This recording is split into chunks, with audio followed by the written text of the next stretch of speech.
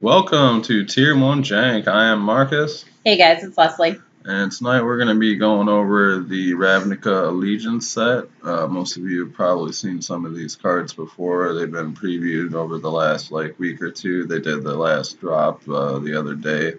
I haven't seen all the stuff that they dropped on the last day, but we're going to be trying to skim through everything, take a little closer look at some of the cards that are more interesting. The reason that we're doing this tonight instead of a normal gameplay video is that we've been having some problems doing that ever since Arena updated. We thought it might be OBS in the settings, but it turns out what we think the problem actually is this computer just does not have the power to stream Arena the way it's set up now. We are working on that. We plan on getting another computer, so we will be continuing to bring you gameplay and things like that in the near future. But for now, we wanted to bring you something tonight, and I figured the best way to do that is to go over the set that you're all waiting to be able to play. So we'll get to that in just a minute. As always, please, like the video, subscribe to the channel if you haven't already, and if you want to help us justify spending the money that we're going to on this new computer and doing everything we do, because this stuff does cost money, you can help us out a little bit by going to our Patreon and donating even just $1 a month. We do have a link to that on the banner of our page. But let's go ahead and get started on these Ravnica cards. I'm going to get into the chat here. Okay. We're starting off down at the bottom of the mythic spoilers with the commons. We'll work our way up to the higher rarity and more interesting cards. You see here we have the gates. I don't really think they need too much explanation. We all know what most of the gates do. We have a reprint of Gateway Plaza, as well as a new one, Plaza of Harmony, which gains you 3 life if you control 2 or more gates when it enters the battlefield. I don't think that's anything too amazing or is really going to see any kind of play outside of limited. Well, let's see. Let me get this off of here.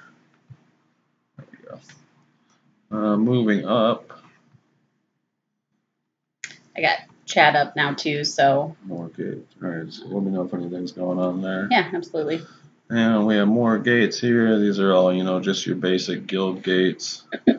Also, everybody's been waiting for the new shock lands. I don't think those need too much explanation either, but you have all the shock lands that we were missing from the guilds that we haven't seen so far in the new sets.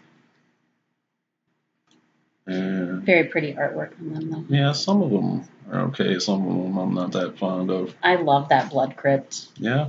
Yes. Yeah, that one looks okay. I'm not so sure about the stomping ground. Looks a little bit weird, but I like it. I'm not that familiar with the old artworks either, so I can't really compare them as much. I'm just curious, is it the same artist for all of them? It should be, but I kind of doubt it. I'm not sure about that. I'm just curious because the blood crypt and the stomping ground have kind of the same styling to them. They're done in a similar shape and. No, it looks like they're different. Yeah, they are different artists. Interesting. Okay, and that's a cool one. Screen, just artwork. Sorry. I'm just gonna check here. A lot of times I think that I like cards based on the artwork before I like cards based on the actual card. All right, so here we have a Sphinx of the Guild Pact, 7-drop, a 5/5. It is all colors, flying, and it has hexproof and monocolored, meaning it's not going to be able to be targeted by any monocolored spell, any monocolored creature, anything like that. So that itself does have some power to it, and I could see it maybe making a sideboard play somewhere, but that 7 mana cost is just way too high. I don't know that anybody wants to pay 7 mana for this. The nice thing is you can pay anything for it, so you could put it in any deck if you needed. You could. A flyer, something that's going to stay on the board for a little while. And with it being the guilds and monocolor kind of being the idea behind that. Over here we have a Screaming Shield, which is an equipment that allows the creature you equip it to mill for 3. So I guess if you're running a mill deck, maybe, but I would think in a mill deck, most of your creatures you're going to have in there are going to have mill effects on them anyway. So I don't know if I really see that seeing any play outside of limited either. The artwork is kind of nice on it, but it stands out. it's about the only reason I see to play that card is if you really want to see that artwork. Got the lockets here. I mean, maybe if you're wanting to do it to yourself for some reason and you just want that in there for that, I don't know. What's that one? The Screaming Shield? With me. Yeah, the Screaming Shield. I mean, potentially, if you want to mill yourself for like Golgari decks. I just think there's probably better ways to do it. I like that Scrabbling Claws. I thought of the Eldest Reborn with that. Scrabbling Claws I've been hearing a little bit about. There are similar cards in Standard already that, exile cards from graveyards and things like that. This one will allow you to sacrifice it and draw a card as well, so that maybe people will play it over those just for that reason alone. But it doesn't exile the entire graveyard. It exiles one card at a time. So if you're worried about taking out somebody's entire graveyard, this is not the card you're going to be looking for. Right, but like for that, I don't want somebody playing Eldest Reborn against me and getting my Carnage Tyrant out of my graveyard. You know what I mean? Yeah. And if I don't have a way to get it back anyways. But do you run that over something like Sentinel Totem, something like that? Right, that gets rid of everything. I'm not really sure. After that, we have the lockets, which are, again, I don't think these need too much explanation. They're going to produce mana of the color of the guild that they're in. You can pay 4 of any of those 2 colors and sacrifice it and draw 2 cards. So we've seen, the similar lockets for the other guilds. I don't think anybody needs too much explanation on that one. And just a side note, if anyone is on chat that is interested in coming, definitely tell us if you thought of something that we didn't talk about, because we're going to go to pre-release, and I love playing Two-Headed Giant, and I want to know if I'm thinking of something the wrong way, because I tend to do that. I feel like this is the time when my newbiness shows still, is pre-releases. That's also a good reason that both of us are on this video. We have different viewpoints on cards, and we want to hear your viewpoints as well. So if you're if you're watching now, let us know what you think down in chat about these cards, or about our opinions on these cards even. Let's see, up next we have Junk Troller, the 4 mana cost wall with 0/6 as the stats, and you put target card from a graveyard on the bottom of its owner's library. Ooh, I like that better. No. That's cool. This, I think, is probably more playable, because you can hit those single targets that you're talking about, like Carnage Tyrant, things like that. You can also put an important piece that's in your own graveyard back into your deck if you need to do that. And it's going to go on to the bottom, but there's plenty of ways to shuffle your library. There's also ways to search out certain cards. Yep. So I think that's probably, I don't know if it really sees much standard play, but I could see that maybe there would be a deck that wants this. I'm not sure what it is now, but it just looking at it, it looks more useful.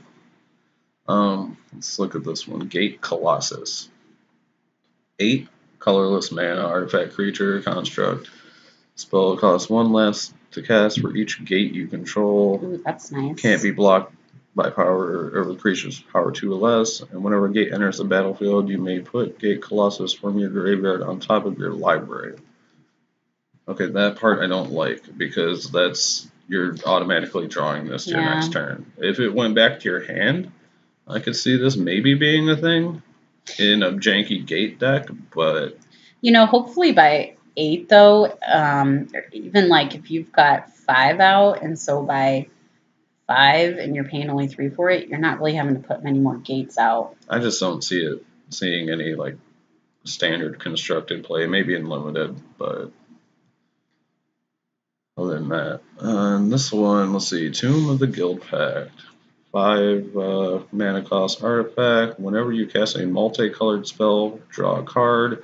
You can tap it to add 1 mana of any color. So it's a mana rock that whenever you cast a multicolored spell, you draw a card, but it's a very expensive mana rock. This one's costing 5 mana to put down. Yeah, you'll be able to tap it for another one, but unless you're playing the long game in a deck with a lot of multicolored cards, I don't see anybody running this. Maybe maybe in some kind of long plan where you're using mostly multicolored cards that could go in. But And I think that would be good in a deck that finds that it's running out of cards quickly because it's lower cost, maybe not quite aggro, but more mid-range. Sometimes I do stuff like that though. this one, Class of the Guild Pack, I'm not entirely sure how I feel about this one, and I've heard a few other people say the same thing. Now, it's a 2 mana cost artifact. Multicolored creatures you control get +1/+1. Tribal. What? Vampires, Boros stuff. Multicolored creatures you control Yeah. get +1/+1. How many vampires do you have that are multicolored? I mean, there are a few. They're like the Vampire Lord. What was it? But most of them are going to be either black or white. What I think this makes a bigger impact on is the afterlife creatures, which come out as both black and white creatures. That's true. Will have an effect on those. There are a few single mana cost hybrid colored cost creatures that it will affect that, if you can pay black or white to cast it, then it's both black and white. So Right. that'll have an effect. So I could see it maybe seeing play in like an afterlife deck, something like that. But I think Boros has a solid number of cards that are creature cards, though, that are red and white. yeah, but I don't know that Boros really, or like any kind of like aggro deck like that really wants this. Like they don't like you want to be playing this on turn 2 instead of a 2-drop. I don't think so. Maybe, but I think the most effect it's going to have is maybe in one of those afterlife decks. Okay.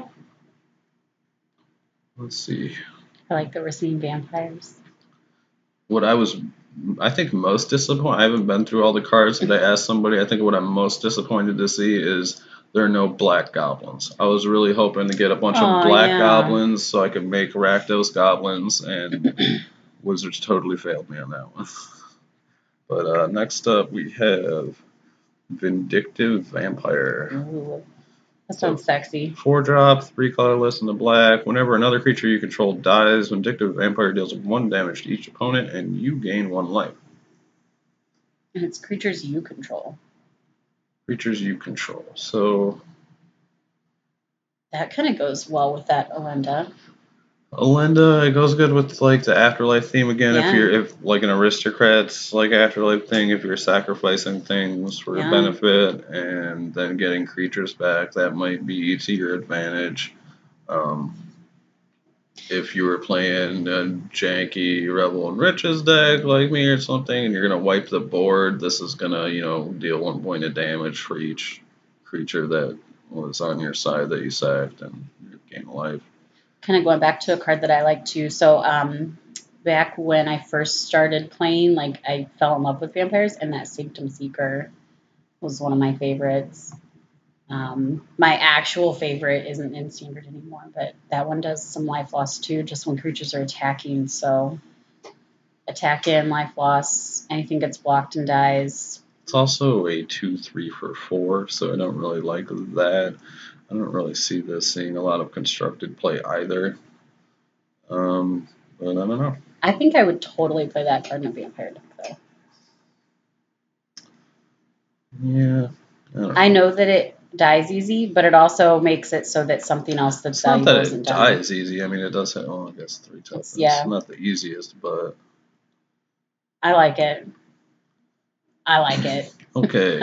Next up, Tower Defense. Now, this is a 2 mana cost, 1 green, 1 colorless, instant. Creatures you control get +0, +5, and gain reach until end of turn. Now, you can use this as just like a combat trick to make sure your creatures live through combat. Ooh. Or what is more interesting, what I've heard being tossed around, is with that new enchantment that makes all your creatures with Defender be able to attack, and all your they deal damage equal to their toughness rather than their power. Yeah. Or if you have Arcades out, well, you just gave all your creatures 5 more power for 2 mana. This is something I see too helping in against Drake decks. Not necessarily later game when they've got like 11 power, but for some of those initial swings, it only costs 2 to play. You need a little time to get your big creatures out sometimes. And they're only 4 toughness. How many times have you been playing a Drake deck where giving your creatures +0, +5 would have helped? Do you know how many times I've seen them swing in for 5 or 6, and I've got 2 Merfolk Branchwalkers out or something, and they're going to die? Your Merfolk Branchwalkers can't block But they flying can now. creatures. They can It now. doesn't give them... Oh, it does give them reach. Yeah. Okay. Okay, fair enough. Okay. Fair enough. Maybe. Again, my newbiness is going to show. You'll have to be patient with me. All right. Next up on the list, Undercity's Embrace. 2 colorless, 1 black, instant. Target opponent sacrifices a creature. If you can control a creature with power 4 or greater, you gain 4 life. Okay, that's not horrible. It's not.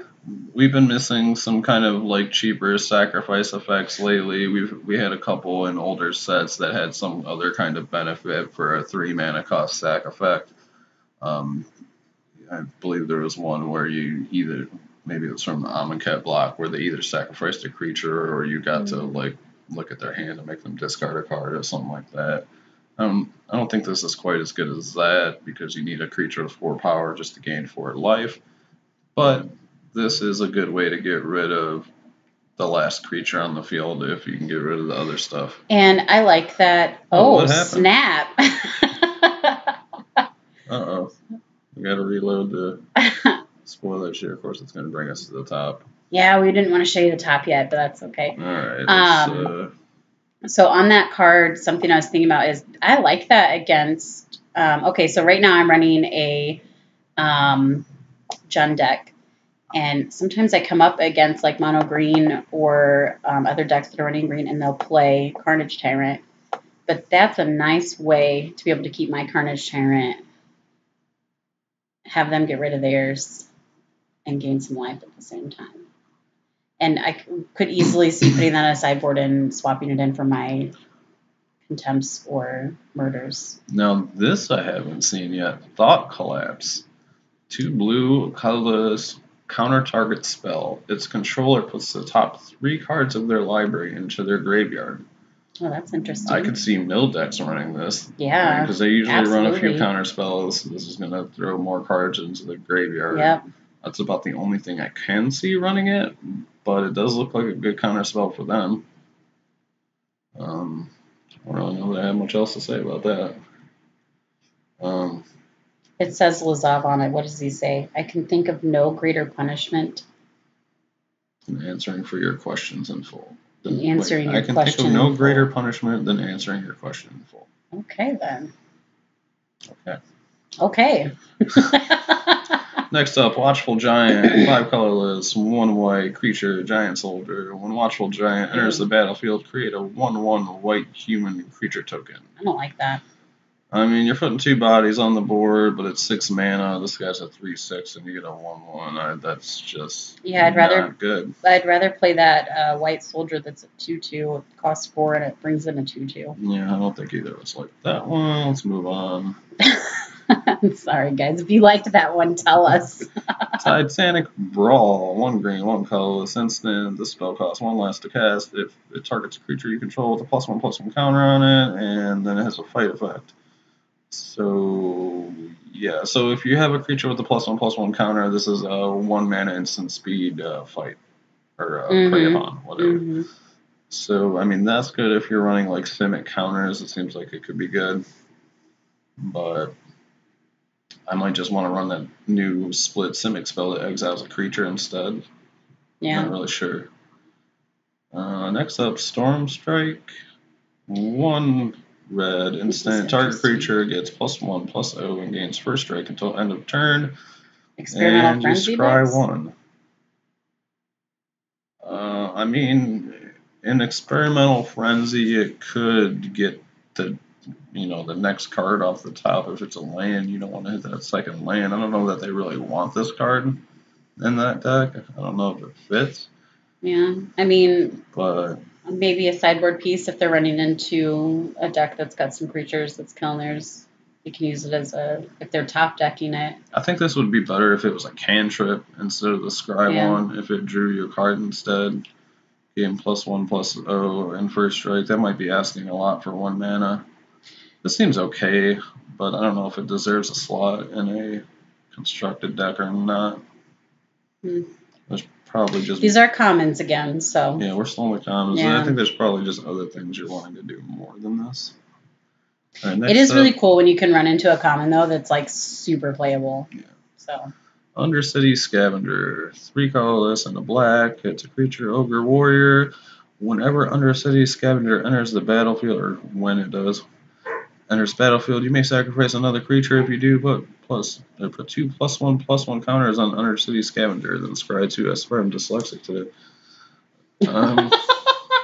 You're not every day? So you can stack a creature and it comes in as a 5/5 instead of a 3/3, and you get to scry 2. I think, maybe this goes into aristocrat decks that want to be sacrificing creatures for effects.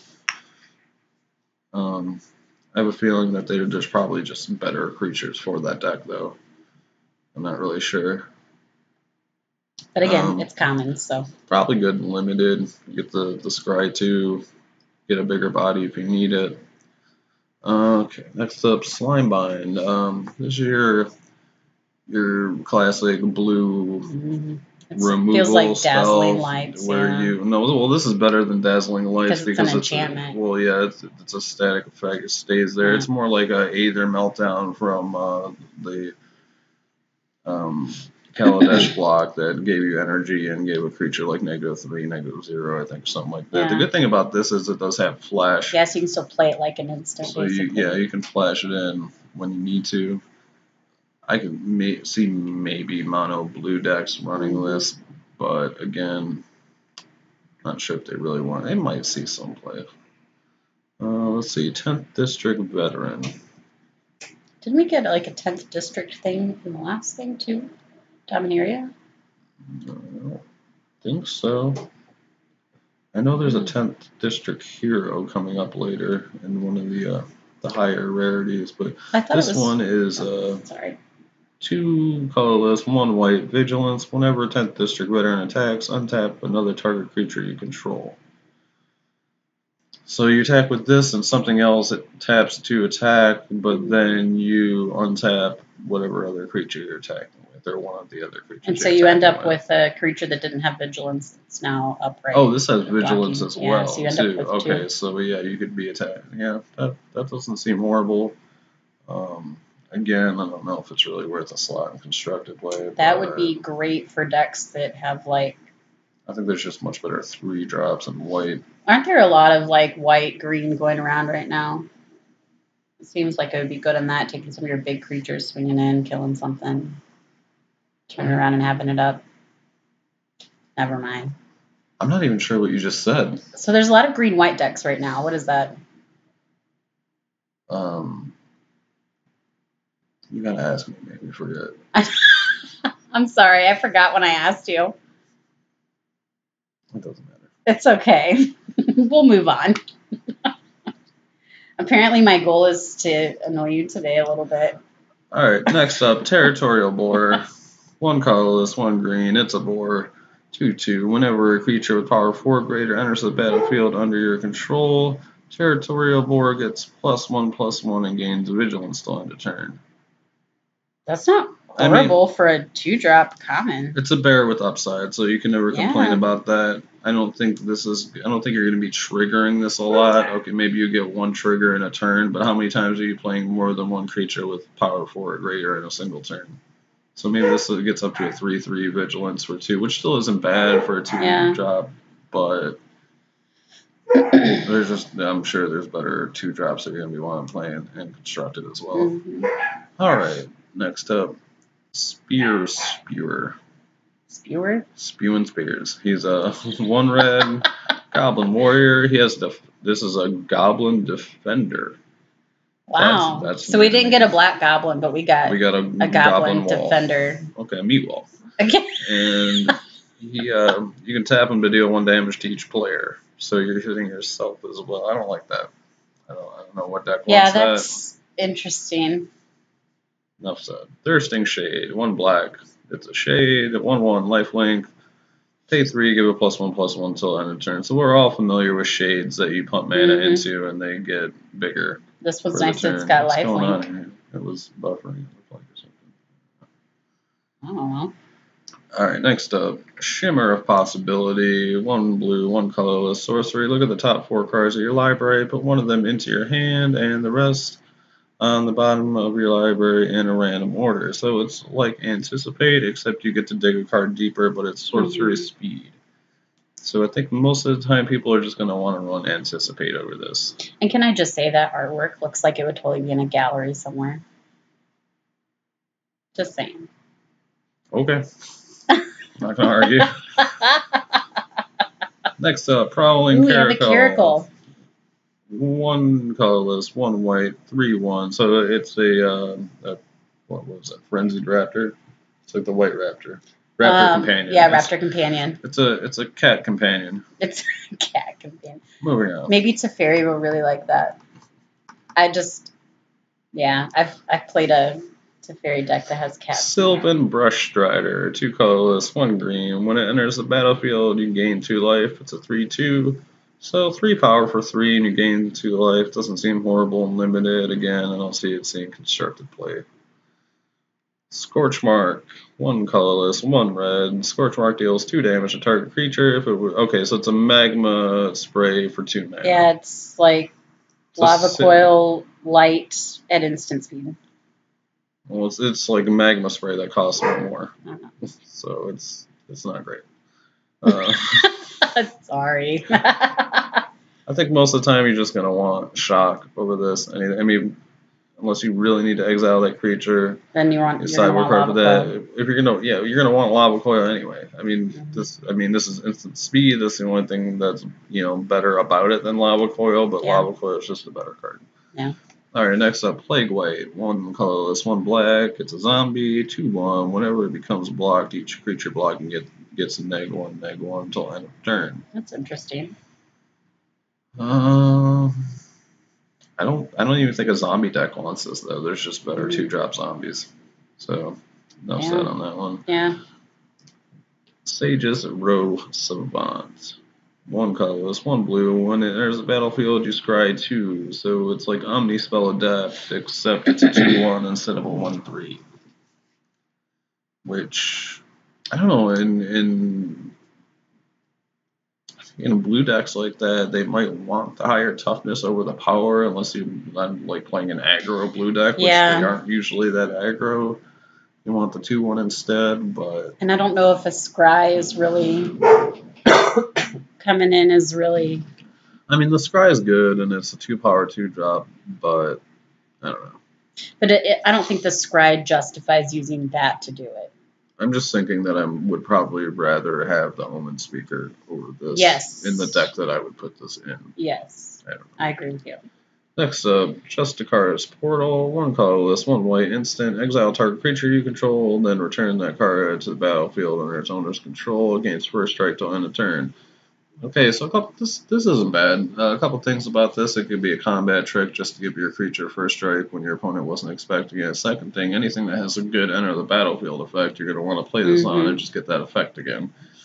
So maybe in some decks that have a lot of good enter the battlefield effects, I could see this maybe getting some play in. You want me to do some reading for you? And we can see how bad I botch up the names. Go ahead. There's a lot of cards, so... Okay, so, we're going right to left here. So, Stony Strength. Instant, costs 1 green, put a 1/1 counter on target creature you control, and untap that creature. Untap that creature. So, yeah. I said and, sorry. So, I think that'll probably see play in all the Simic decks that are going to be coming out with the, I want to say Ascend. Ascend doesn't it? What's the new Simic mechanic that puts +1/+1 counters on the creature? Oh yeah. Okay. And there are other cards that put +1/+1 counters on creatures. There's like River Herald's Boon that puts a +1/+1 on a Merfolk and then another creature for like 2 green. Is that still a thing? Is that in Standard still? Yeah, it's from Ixalan. Oh. I don't know what one I'm thinking of then. Never mind. The good thing about this is it untaps your creature, so it's a combat trick. You Yeah. swing it or whatever. They don't think you have any blockers. You play this, you make your creature bigger and untap it. Yep. And it works towards whatever +1/+1 counter synergies you're using. So I think that'll probably actually see some play, assuming there are decks that use that that mechanic. I don't know how great those decks are going to be, but we'll see. Next up. Rubble Belt Recluse. It's a 5-cost, 1 red, 4 colorless. And Rubble Belt Recluse attacks each combat if able 6/5, which I see that sometimes in red. Okay, well, normally when you have a creature that has to attack each combat if able, it has some kind of upside. Yeah. This thing is a 6/5 for 5. That's not great. By itself, I would be expecting. Okay, 5/5 for 5 would be, a curve or whatever, but just having it have 1 more power and it has to attack, I don't like that at all. It is a common again, draft fodder or whatever. So that's all I would say about the Recluse. Okay, Noxious Grudian, I'm thinking. I guess. Okay. It is a 3-drop, 2 colorless, 1 black, 2/2, and it has Death Touch. And I really feel like the isn't the something Gorgon only a 2-drop? Yeah, the Pitiless Gorgon. Yeah. No, that costs 3. It's, Does it? Yeah, it's 1 and either 2 black or green. Oh, that's right. Okay. And that doesn't see play. This won't see play either. You'll see it a lot at pre-release, but after that, probably not. Yeah, I do think that some of these cards are good for limited like that. Yeah. But so if you're playing draft maybe or pre-release, you might see some of these. But other than that, I don't really see it going much farther than that. On to Quench. Quench. So 1 blue, 1 colorless. Counter target spell unless its controller pays 2. So a Spell Pierce for 2 instead of... Well, it's not Spell Pierce because Spell Pierce only targets non-creature spells. Oh, that's true. So this is a little bit broader. This is better than Spell Pierce, and this will probably see a lot of play. But, I'm not fond of counter spells or removal that have conditions on it. Yeah, like I want to use it. They are very useful. Spell Pierce sees a lot of play. It does have its uses. This will have its uses too, and you can discard it later in the game if you have a jumpstart card or something like that. But in most cases, I would just rather have a 3 mana cost hard counter spell. Yeah. That's me. My thinking isn't always the average. Most people would say that's not the correct way to think, but I can see this in certain places. Especially a very counter-heavy deck. I would probably just rather run either Essence Scatter for creature-heavy decks or Negate for the spell-heavy decks out of the sideboard and just run my hard counters. But I could see this being good. So we have Impassioned Orator. It's a colorless and a white. Whenever another creature enters the battlefield under your control, you gain 1 life. So this is very much like a Johnny's Pridemate, only... This is a Johnny's Pridemate. No, this is a Johnny's Welcome on a creature. Okay, yeah. So, and it's a bear. Oh, right, because Pridemate it gets a counter when you gain a life. Yeah. Okay. So this is a Johnny's Welcome on a creature. Yeah. It's a bear with upside. This is good. This will, I would think, probably see play. Yeah, you're gonna... It definitely goes well with the Johnny's Pridemate. If you run 4 of these, 4 Johnny's Pridemate, Healer's Hut. You get a little extra from it. This might take the place of a Johnny's Welcome itself because it puts another body on the board. Yep. It's also easier to remove than an enchantment, so there's that. You could run them both, maybe. I'm not sure, but I definitely think this is not bad. No, I like it. That one's good. Next up, we have Rouille Caretaker. It's 1 green mana defender, 0/3, tap and untap creature you control, add 1 mana of any color. So Hmm. So, oh, interesting. Now you have to tap it to use this ability, so you can't tap this to add Right. 1 mana. You're gonna If I'm lose. reading this correctly, I don't think it works that way. So you're gonna take 2 creatures to make 1 mana of any Yeah. color. Doesn't seem like where you want to be. No. I think you'd rather just have Llanowar Elves or any kind of mana dork over this. This is 0/3, so it's a little bit higher toughness, but Now, one place where I could potentially see this working, although I still don't think it's very good, but if you've got something that needs a send in order to attack or block or something like that, you're at least getting some value out of that being on the board. So, a Wayward Swordtooth, for example, you're if saying you're that it makes something that's useless at least a little bit useful. basically. I don't think that's enough reason to play the card. I just said it's not, it doesn't necessarily make it any better, but it's a use. Next up, Rubble reading. Destroy. Okay, 3 colorless, 1 red, source 3, destroy target land, and scry 2. So, I mean, it's a 4 mana destroy land spell, but we don't see any spells that destroy land for less than that anymore. You know, we're not going to see Stone Rain reprinted. We're not going to see much good land destruction. Can I say, though, the other day on Arena, I played a land destruction deck, and it was the most frustrating thing ever. Well, that's just because you haven't played a real land destruction deck. I could see this maybe coming out of the board for problem lands. I mean, it's not completely dead, even if you don't have a good target, because you do get to scry, but except in very certain circumstances, I just don't really see this being worth playing. There's probably also other better destroy land effects than this, but yeah. Next up. Yeah. Ill-Gotten Inheritance. It's a 3 colorless, 1 black enchantment. At the beginning of your upkeep, it deals 1 damage to each opponent and you gain a life. You can pay 6, sacrifice it, and it deals 4 damage to the target opponent and you gain 4 life.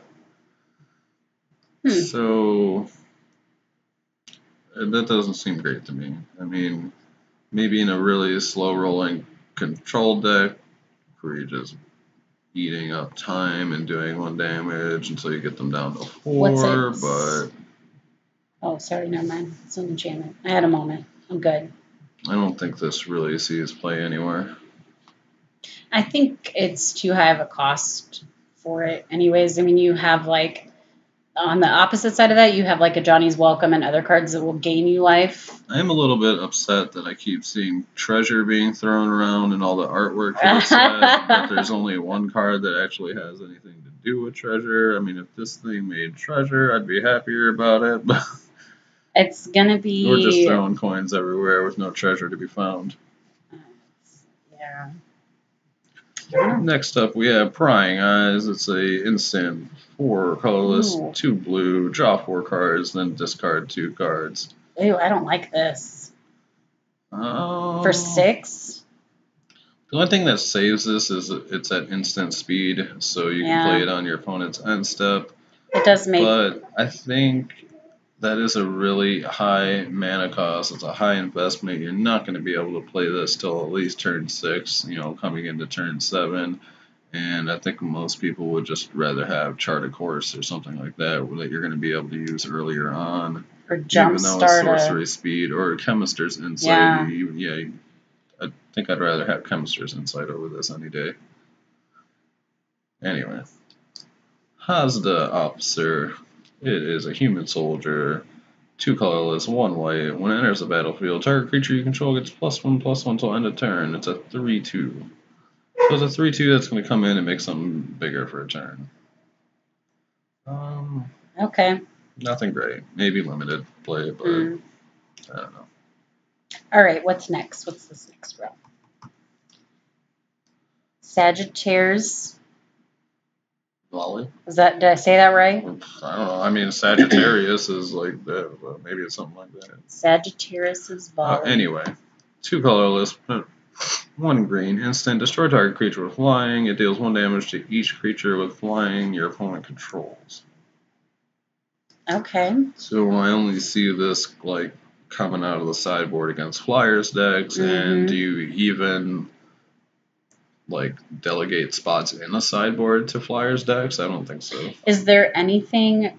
Okay, so I'm thinking of Deafening Clarion, but that's off color, I feel. Is there anything else that would run in green that deals 3 damage to each creature? This doesn't deal 3 damage to each creature. What are you talking about? I know this one doesn't, but I'm thinking of like Deafening Clarion. Why? I don't understand where you're going with this. Um, I'm thinking about mountains. That has as maybe much I'm just to do having with this card bad daydreams about Drake as still. Deafening Clarion. I'm just having bad Was daydreams. there a point to what you were saying? I was asking a question. If there's anything in green that does 3 damage. Green or white, probably. No, I don't believe so. Okay. That's it. That's all. I just had that question. That's it. Okay. Anyway, Goblin Gathering. It's a sorcery, 2 colorless, 1 red. Create a number of 1/1 red goblin tokens equal to 2 plus the number of cards named Goblin Gathering in your graveyard. So if you're familiar with some older cards, like Accumulated Knowledge had a similar effect where you would draw a card and then you would draw an extra card for each copy of this in your graveyard. So I could see maybe a goblin deck running 4 copies of this, so you'd get more goblins each time. But starting off at 3 mana and getting 2 isn't great. I don't know if a goblin deck wants to use 4 slots for this card. I think you'd probably just rather run Goblin Instigator or something like that. Well, and especially with at most you have 3 copies in your graveyard. You're getting 5 goblins for 3 mana. I mean, I'd rather, I don't know. That's the best case scenario, and that's almost never going to happen. You're almost never going to have 3 copies of this in your graveyard and play it. Well, I mean, even 1 copy though, you're getting 3 for 3. For 3, it's not bad, but it's not great either. And I could see that being something that would help with if you have like a Siege King Commander kind of thing. Yeah, but I just I don't see the. Yeah, I mean, I don't think it's like extremely great. But maybe. Okay. Maybe it could be a replacement, but I don't know. Next up, Grotesque Demise, 2 colorless, 1 black, instant exile target creature with power 3 or less. So we've seen this before with a different name that was like Reaver's something or other. Reaver's Ambush? Yeah, Reaver's Ambush. Same card, different name. Or Vanquish the Weak. That was... I think that was something else. Maybe, I don't know. Reaver's Ambush, definitely the same card though. It's good against small creatures. It's good against things like a Danto Vanguard, things like that, where you need to exile it. But also, you could just be playing like Moment of Craving. Something like that. I mean, it wouldn't exile it. Okay, so this is going to keep cards out of the graveyard, so there's good about that. But yeah, Reaver Ambush. That's actually in Rivals of Ixalan right now too. So. But how much do you see Reaver's Ambush played? Oh, I know. So yeah. This, next up, was Dev's spoiler for the season, Persistent Petitioners. It's a blue rat colony. Well, not exactly rat colony. It's a mill rat colony kind of thing. 1 colorless, 1 blue. It's a human advisor. You can pay 1, tap it. Target player puts the top card of their library into their graveyard. You can tap 4 untapped advisors you control, and target player puts the top 12 cards of their library into the graveyard. But the most important piece of text on this card is a deck can have any number of cards named Persistent Petitioners in the deck. So you can run as many of these babies as you want. I want to say something, but it's not appropriate for camera. So I'll just say, whoa. Well, I got 2 words. Ixalan's Binding. Yeah. By the way, Vanquish the Weak is the same card. It's just Ixalan. Okay. Isn't Reaver's Ambush too? Was that from Rivals? Yep. So we got an Ixalan, we got a Rivals, and now we got this one. Okay. I guess. But I definitely see people playing this card. Yeah. People are going to make a rat colony type. Oh yeah. Persistent Petitioners deck. Yep. How good is it going to be? Probably not that great. I don't like even trying to run mill in a format that has Nexus of Fate in it because it just doesn't work. But I guess if you got, 20 persistent petitioners out, you could just swing in. But next up, Expose to Daylight, 2 colorless, 1 white, destroy target artifact and enchantment, and scry 1. Or enchantment. Or artifact or enchantment, sorry, and scry okay. 1. So maybe a sideboard card. Maybe. It's not as good as Forsake the Worldly. You want me to go on this row? Okay, so we have a Root Snare. It's a colorless and a green instant. Prevent all combat damage that will be dealt this turn. We all know this one. This is a reprint. It's your basic fog effect. Feral Maka. 1 colorless, 1 red. It's a cat creature. 2/2. And with a little bit of flavor text. Cat bear. It's a cat bear. But it's a tiger. It's a tiger bear. Consigned to the Pit. Oh, I like that name. 5 colorless, 1 black, a sorcery. Destroy target creature. Consigned to the pit deals 2 damage to that creature's controller. Interesting artwork. Interesting. Yeah. But it'll never see play. It costs 6 mana. I know. I feel like if it was 5, it might be because we do see some of those 5 costs that have a little extra too, but even those are... I don't even know if I want this in a limited deck. There's got to be better destroy effects that don't cost 6 mana. I mean, that's just a huge investment to destroy a creature. Yeah, and the extra 2 damage I feel is not worth this paying 6 for it. Anyway, next up. Homunculus. Homunculus. Homunculus. And it's a homunculus. But its name is Homunculus. Okay. Hexproof. Oh, excuse me. I guess humongous homunculus. 4 colorless, 1 blue. Hexproof and 2/5. Okay. That's so it's got hexproof. I could see in the limited game playing this, pumping it up with auras or something. But I feel like for 5 though, like, I mean, isn't the Water Snapper 5? Or is that 6? The Cold Water Snapper is a 5/6 for 6. Okay, I just feel like that's so much better. No, that's not a good card. This isn't a good card, but you could play it in limited and throw some enchantments on it to beef it up. That's about the only thing I have to say about that. You want to do the Concordia Pegasus? Concordia Pegasus. It is a 1/3 flyer for 1 colorless and 1 white. So it's your basic Sky Knight Legionnaire type of card. Yep. Moving on. Open the gates. I think we're ready to get to something besides commons. I just know we got a lot of cards to go through, so I'm trying to keep it at a decent pace. Open the gates. 1 green. That's a sorcery. Search your library for a basic land card or a gate card. Reveal it and put it in your hand. Then shuffle your library. Now, last night, this was the thing that Gabe was the most excited about out of like the whole set, I think. He thinks that, being able to search for any basic land for 1 green on turn 1 is going to fix your mana. It's going to make your deck great. It's good. I mean, yeah, it helps. It's good. I don't know that it's great. I don't know that it fixes all your problems, but... I think I would rather just play a Llanowar Elf. And he was making the argument that, like, the last time we had an effect like this, it was a tune with Aether, and it got banned. Mm-hmm. But I think the only reason that got banned was because it also gave you 2 energy, which is another resource. The energy was something that was really tough to deal with, and I agree with you. I don't think this gives enough of an advantage. If I'm going to do ramp, I'd rather play a Llanowar Elf on my turn 1 with my green, and then I'd rather play something that's going to put out an Elvish Rejuvenator even, or... He was trying to say that, like, this makes Llanowar Elves, like, irrelevant. And I just don't see that. I don't... This...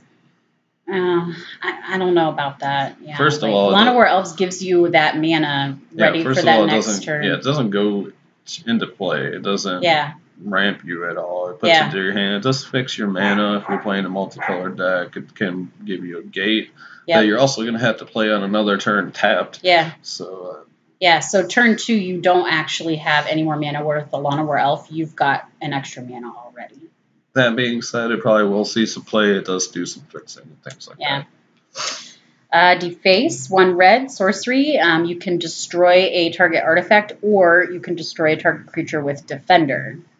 Okay, then. There are quite a few defender mechanics, it looks like, in here. Maybe this is a sideboard card against the Arcades decks or something like that, but other than problem artifacts. But I think there are probably other better artifact killers around, and there's just not that many people playing defenders that you need to worry about. No.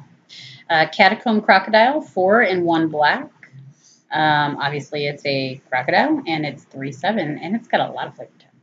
I've never seen a crocodile with that skewed power and toughness. Usually, I think when you see crocodiles, they have a higher power than toughness. This one is a 3/7. Okay, I haven't read this yet. I got to read this flavor text because there's a lot of flavor text on this thing. It sounds like a little story. Maybe it's the best part of the card. So, I am Sewer King, said Rat. I am quick and cunning, and I know every tunnel. No, I am king, said Zombie. I am cold and deadly, and no rot can harm me. Then Croc came out and ate them both. Okay. With 3 power. So this maybe that's why it only has 3 power. This crocodile ate a rat and a zombie, and it still isn't any good. Moving on. Okay, Fairy Duelist. It's 1 colorless, 1 blue, and it's a fairy robe. Has flash. The fairy robe? Robe. Okay. Flash, flying, and when Fairy Duelist enters the battlefield, target creature an opponent controls gets -2/-0 until end of turn. I love the artwork on this. It's got like a Gulliver's Travels thing going on here. A little fairy poking a dude in the eye. Looks pretty cool. That is kind of neat. I do like flash creatures. It's a 2-cost flying creature. Yeah. You can drop it down, make something smaller for the turn. So I don't think this is bad. I heard Dev talking about this, wondering if the mono blue decks are going to want this. I'm not sure if it will or not, but I don't think it's a bad card. Civic Stalwart. It's 3 colorless, 1 white, and Elephant Soldier. When Civic Stalwart enters the battlefield, creatures you control get 1/1 until end of turn. Who made the armor for that bad boy? I feel bad for them. Not to mention the machete that he's holding. So when this comes in, everything gets +1/+1 until end of turn. And the creatures part is nice because it's a creature too, so it's going to get that +1. +1. I mean, it's not going to be able to do anything with it. It's not going to be able to attack or anything. No, but you're not going to... Okay, wait. I got to remember how my stack works. I was thinking you wouldn't be able to lightning strike it, but you would, because that's not necessarily going to resolve first. Yeah, enters the battlefield, trigger goes on the stack, you lightning strike it, then all your creatures get +1/+1. So, I don't know. It seems good and limited. I don't know if it's really good anywhere else. Moving on. Well, especially when you've got other 3-drops that'll do the same thing. Mammoth Spider. This is a reprint. 3/5 flying, reach for 5. Yep. We don't need to talk about that. Cavalcade of Calamity. 1 colorless, 1 red enchantment. Whenever a creature you control power 1 or less attacks, it deals 1 damage to the player or planeswalker that this creature is attacking. And this one's an uncommon. No, it is uncommon. Yeah, it's kind of weird. And then we got a bunch of commons around it. Yeah. I wonder what's going on there. Anyway, I think this would be good in a really, really low to the ground deck where you're just playing a bunch of things with 1 power. Maybe something like goblins, but even goblins has a few creatures with 2 power. Yep. If you're gonna be playing a card like this, it seems like you could just be playing a bunch of like low-costed, overpowered creatures. I mean, maybe there's not as many in red, but I know like white has plenty of like 2 power 1-drops and things like that. So by the time you get this out, is it really worth it? I don't know. Maybe. I mean, it could, just be that little bit of extra reach you need. It does also say when they attack, so they don't need to actually hit the opponent. They're going to be doing damage anyway. Now, is it, so it says whenever a creature you control attacks. Yes. So is it for each one? That's each creature. It doesn't say whenever 1 or more creatures you control power 1 or less. So if you have 5 1/1s attacking, this is going to do 5 damage to your opponent as soon as you declare them as attackers before blocks or anything like that. Yeah. Yeah. Okay. So that doesn't seem horrible. I don't know if it's the greatest, but it doesn't seem horrible. Next up, Carrion Imp. 3 colorless, 1 black, 2/3 flying imp. When it enters the battlefield, you may exile target creature card from your graveyard. If you do, you gain 2 life. I mean, it's graveyard hate, but I think there's better graveyard hate than that. Yeah. I don't really have much else to say about it. Coral Commando. That sounds a little bit risque. Okay. Sorry. Anyway, 3/2 for 3 mana. Merfolk Warrior. It's a merfolk. Nothing too much to talk about there. Bring to Trial. 2 colorless, 1 white, sorcery, exile, target creature with power 4 or greater. Now, like I said earlier, I do not like removal with conditions on it or restrictions. This thing is not going to hit anything unless it's power 4 or greater. Could be a decent sideboard card against bigger creatures, but again, there are just better answers.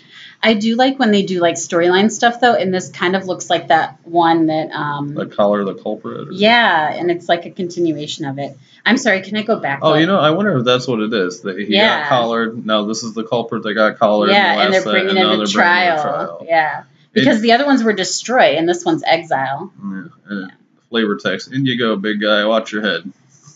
I got to go back to this one for a second. I don't know why, but this reminds me of Arnold Schwarzenegger as Mr. Freeze or whatever, underwater. It just looks like a really bad version of that. Okay, then. I like Batman, though. So. Shit. My goodness. Gift of Strength, another reprint, 1 colorless, 1 green, instant, target creature gets +3/+3 and gains reach until end of turn.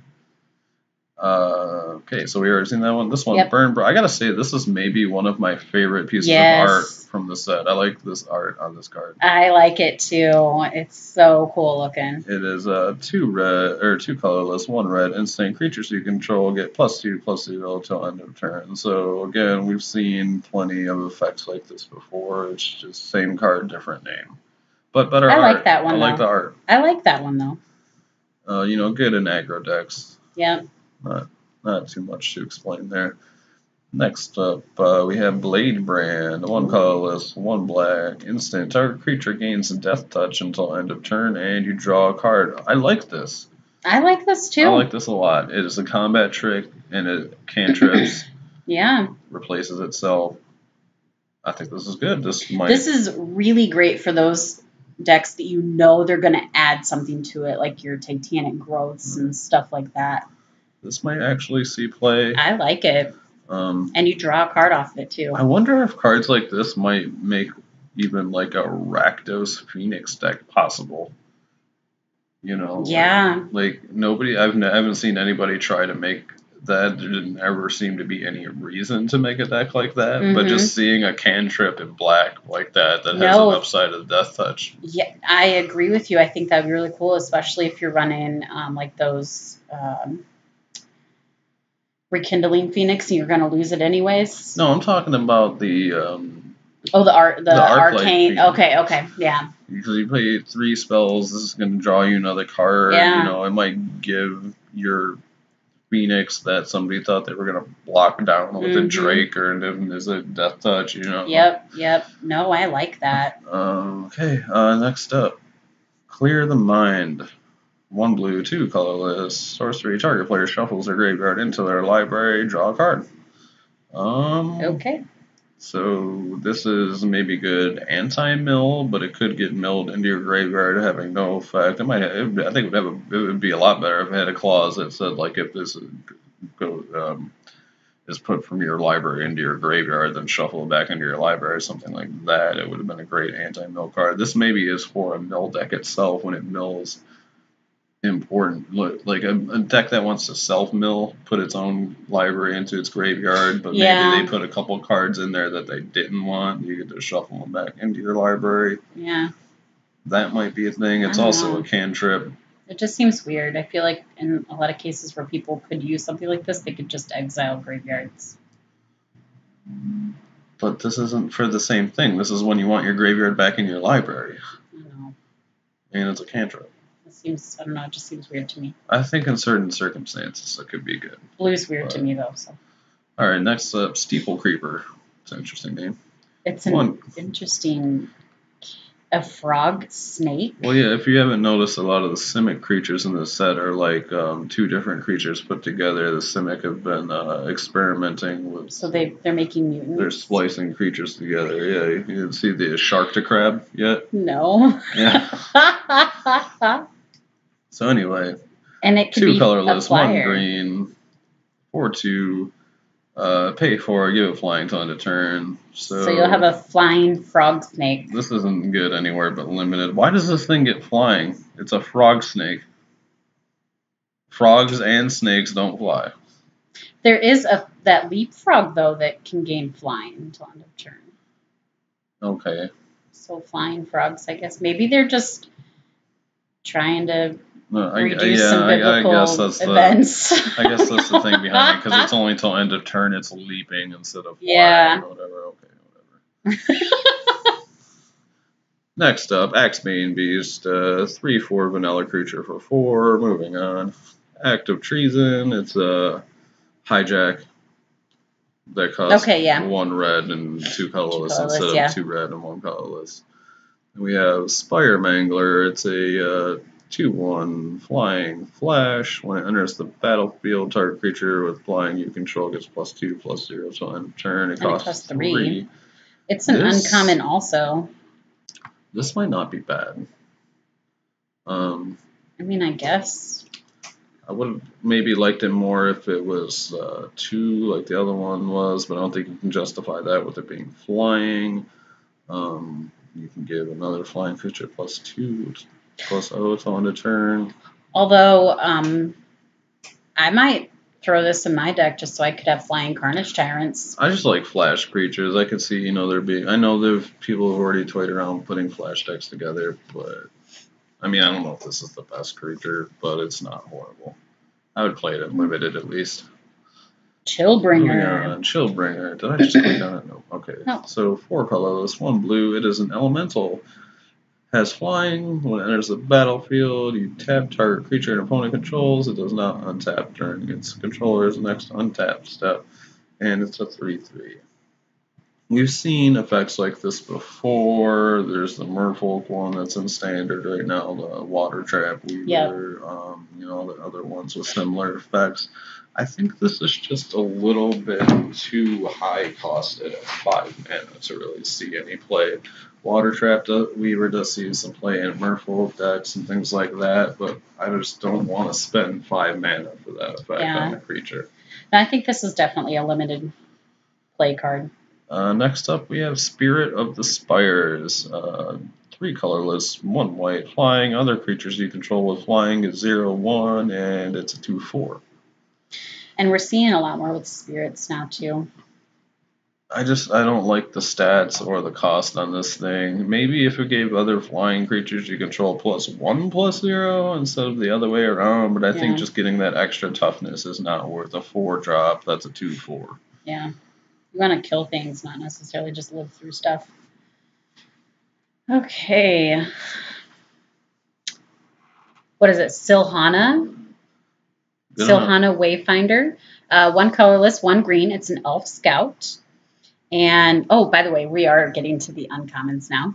When Sylhana Wayfinder enters the battlefield, look at the top 4 cards of your library. You may reveal a creature or land from among them and put it on top of your library. Put the rest in the bottom of your library in a random order, and it's a 2/1. Okay, so this is just bad.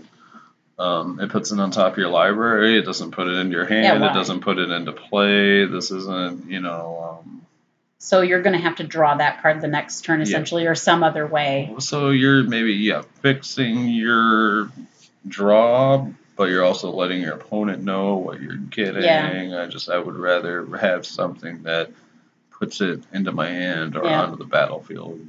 I don't like that as an uncommon. Okay, so Tin Street Dodger. It's 1 red. It's a goblin rogue.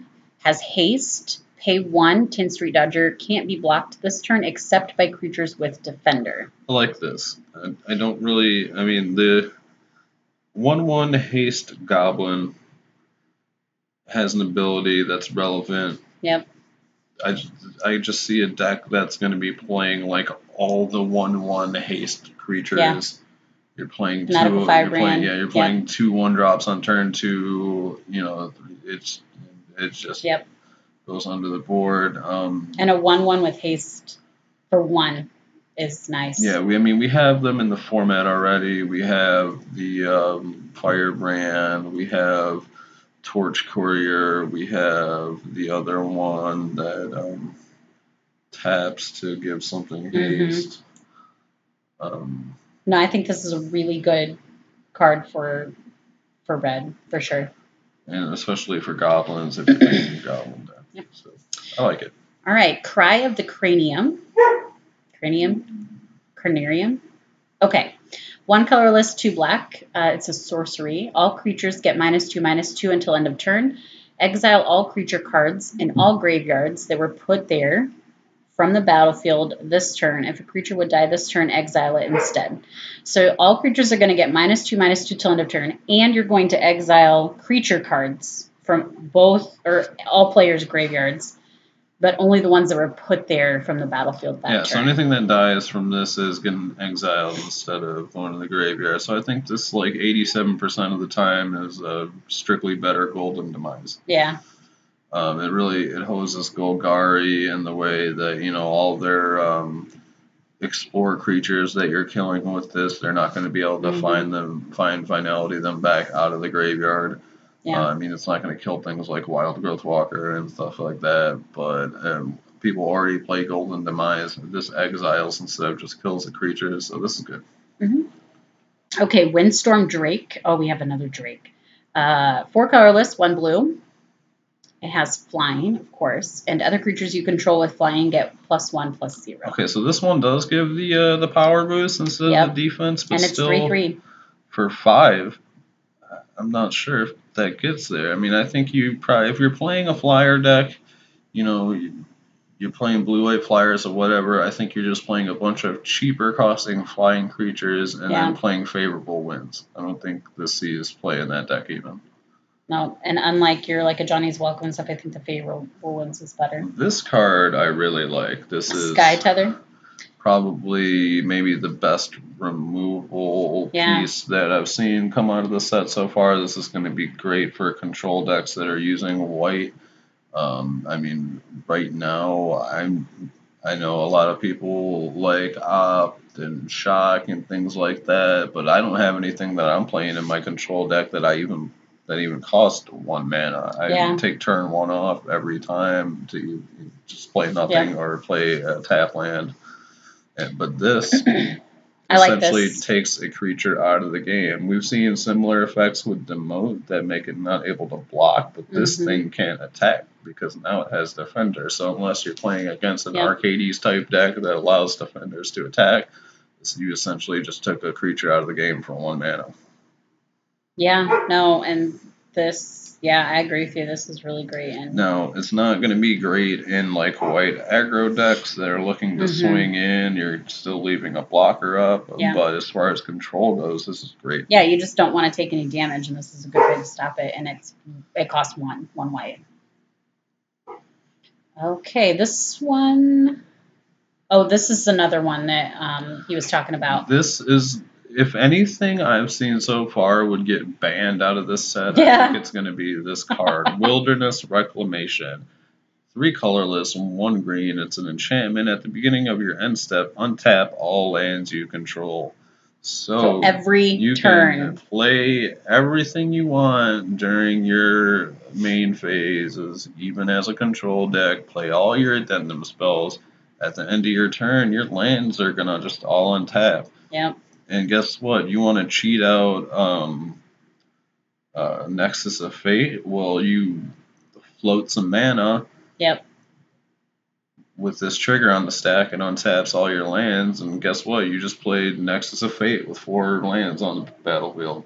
Yeah, or if you've got any decks that have any kind of instant in it that's going to do some damage to like your expansion, explosion. So if anybody makes a ridiculous deck that just does broken ass things, it's going to be this. Yeah, and it's green. It's in green, so it's like you've got ramp.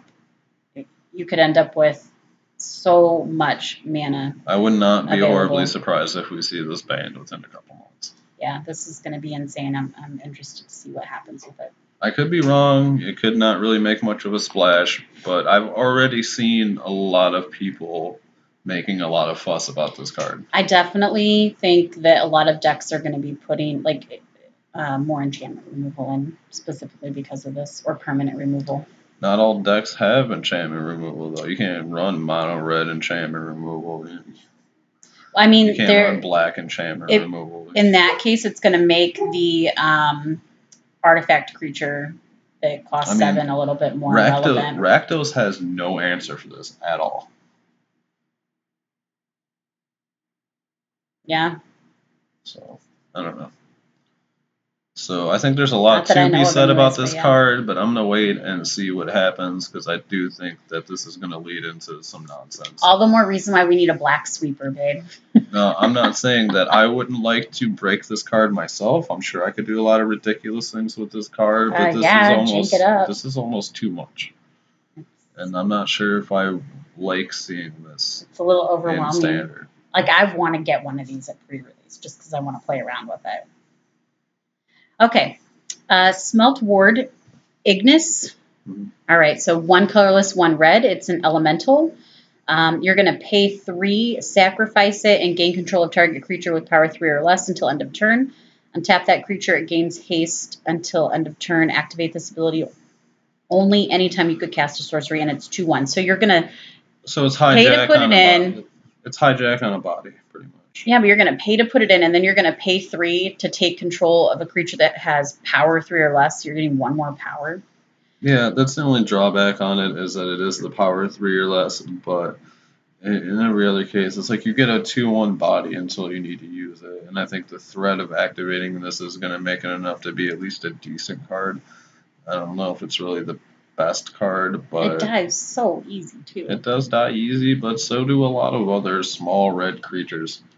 I just feel like even if you're never using that ability, just having that body on the board with that ability is going to make any person playing a deck with a bunch of small creatures nervous. It's going to mess up combat math, or not combat math, but it's going to just mess up all the planning. I think for me though, if I'm going to take a creature, I would much rather just have an Angrath out. Okay, but or Angrath doesn't cost 2. Angrath went up, by the way, too. I love him. He's at $18. Yeah. Because he keeps control of boards really well. I traded that thing for something that was worth a lot less than $18. Yeah, no, I paid $6 for my Angrath. Yeah. No, he's insane. You get hand control, you get board control, like he's amazing. In a lot of cases, like I liked him better than Chandra when I was playing that red black burn deck. For sure, before the rotation. I think this sees some play in low to the ground red decks probably. Actually, I don't even know about that because there's a lot of good red 2-drops, so maybe this doesn't see any play. I feel like in red it just doesn't. I think it's too high of a cost to pay it, and then you're going to have to. It would be different if you didn't have to sacrifice it to gain control of that creature. Or if after you gained control of the creature, it sacrificed at the end of turn or something like that. It would be a lot better if it just didn't have that limited 3 or less power that you gain control of the creature. Or that, yeah, if you could gain control of it, even if it was just 3 converted mana cost or less instead of 3 power or less. I would take that. I think I'd rather have the 3 powers. There's a lot of things that you can hit with higher mana costs that have lower power, like Murmuring Mystic, things like that. You're going to be able to grab that where you wouldn't be able to grab it if it says 3 CMC. But yeah, I don't think it's, I don't know. It's not a card I would put into anything I'm running with red in it. Clear the stage, 4 colorless, 1 black. It's an instant. Target creature gets -3/-3 until end of turn. If you control a creature with power 4 or greater, you may return up to 1 target creature card from your graveyard to your hand. This one's interesting. So it's a 5 mana cost, -3, -3. And then if you have something 4 or greater, you get something back from your graveyard. I don't think that's... Doom Whisper, maybe with that? No. Potentially, but... This is bad. Just 5 mana cost kill spell. And potentially not even kill. Yeah, kill And anything. You're going to get something back from your graveyard. You'd be better off running Recollect or something like that that'll get anything back out of your graveyard, and then... You're better off playing any other kill spell than this, bro. I mean... Okay. I don't like it. Wall of Lost Thoughts, 1 colorless, 1 blue. It's a wall, so defender. And when it enters the battlefield, target player puts the top 4 cards of their library into the graveyard. So another mill. Another mill piece. It's a 0/4 wall. I mean, we've seen plenty of 0/4 walls for 2. This one has the added mill, so maybe in a mill deck, maybe out of the board in a mill deck, and when you're running into too many small creatures you can't handle. But other than that, I don't know. Resolute Watchdog, 1 white. It's a hound, obviously, Watchdog. Also has defender, pay 1, sacrifice it, and target creature you control gains indestructible until end of turn. And it's a 1/3, so kind of a Dauntless Bodyguard, only 1/3, and you'd have to pay 1 to sacrifice it. This isn't Dauntless Bodyguard, because Dauntless Bodyguard you have to target a creature when it enters the battlefield. So it gives you more flexibility. You can't play Dauntless Bodyguard turn 1 and have it save anything later. This is worse because it has defender. I could maybe see it getting play in those defender type decks, but are those even running white? I don't think they are. I'm not really sure. I don't know. I mean, I could see this maybe getting some sideboard play in a mono white deck that's got like some Lyras or something like that. You say this isn't a horrible card. It is a 1-drop with 3 toughness. It can save something later in the game, so it's not horrible. I don't think it's great either. Yeah. Regenesis. That sounds like something I've heard before. 3 colorless, 2 green, instant. Return up to 2 target permanent cards from your library, or excuse me, from your graveyard to your hand. So this is good because it's instant speed. You can play this on your opponent's end step, get back 2 permanents. A lot of decks are playing Recollect and like the Mirari Conjecture type decks, like the Rainbow Lich or whatever. This would do the same type of thing, except it would get back 2 permanents instead of 1. It does cost a little bit more, but I could see this replacing that card in certain decks. Yeah. I was just going to ask if you like this better than Recollect. I think in certain cases, yes. I do also like that it's instant speed. I think as long as you're able to pay the 5 mana, it is a better card than Recollect. But and if you're ramping that 5 mana, but if you're running ramp, that's not that bad. I think the one thing I do like about this that might be interesting to see. I'm not familiar with a lot of the other cards yet, but I wonder if this will help with any cards that become like combo cards. I really like just the fact that it's instant speed. I don't have to, recollect on my turn, use up my mana that I might be wanting to hold up for counter spells or something else. Or to play something even. Yeah, I can just play this on my opponent's end step, get back what I need. So I do like and that. if you've got that other card out that untaps all your lands. Yeah, let's not talk about that card anymore. Okay, Rumbling Ruin, 5 colorless, 1 red. It's an elemental. When Rumbling Ruin enters the battlefield, count the number of 1/1 counters on creatures you control. I love how it says that. Creatures your opponents control with power less than or equal to that number can't block this turn. So basically, 1/1 counters on your creatures are going to make it so that your opponent's creatures can't block. How many red effects or red creatures are putting +1/+1 counters on creatures? Boros, Mentor. Yeah, okay, you're right there.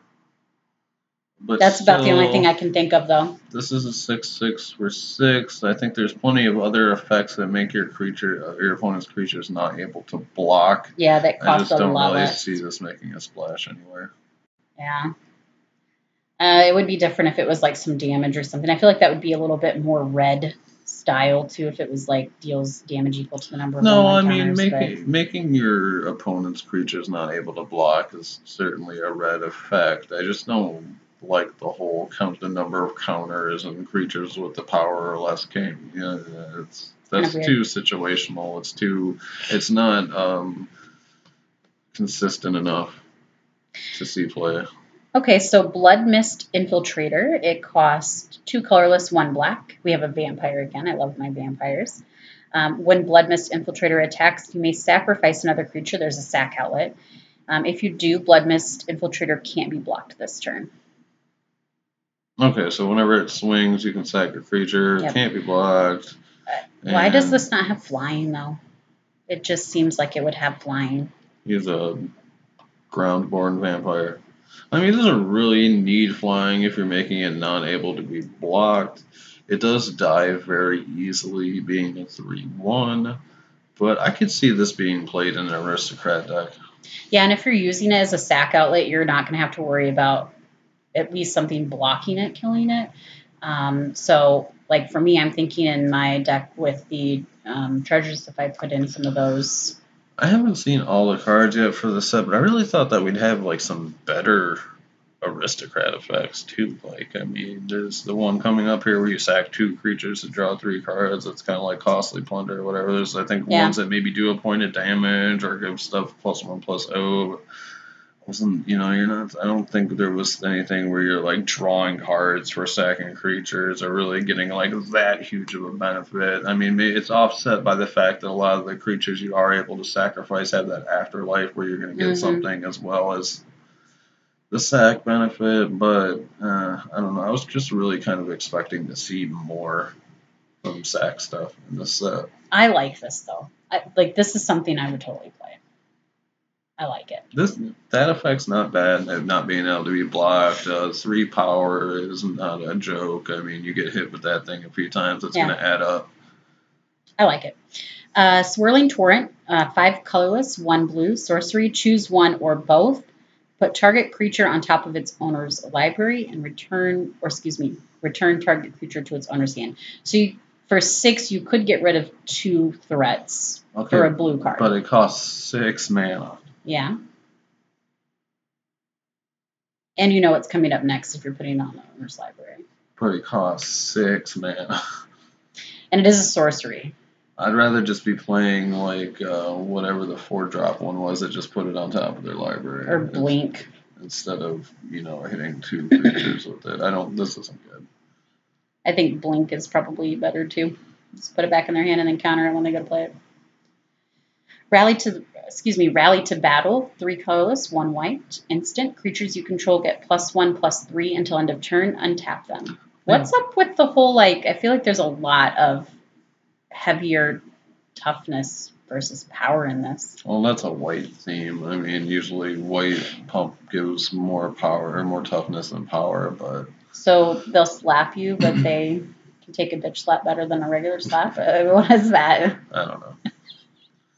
So I think there's just better effects than this. I know there are already other effects that do untap creatures and give them a boost. It's not a 3 toughness boost. It might be a +1/+1 or something like that, but they cost less than 4. Yeah, I feel like Rallying Roar is better than this. Yeah, does Rallying Roar hit all creatures or just dinosaurs? Yeah, you might be right. It might just be dinosaurs. It might be all creatures, but yeah, I'd rather play something like that over this. Next up, we have Gatebreaker Ram. It's 2 colorless and a green. It is a sheep.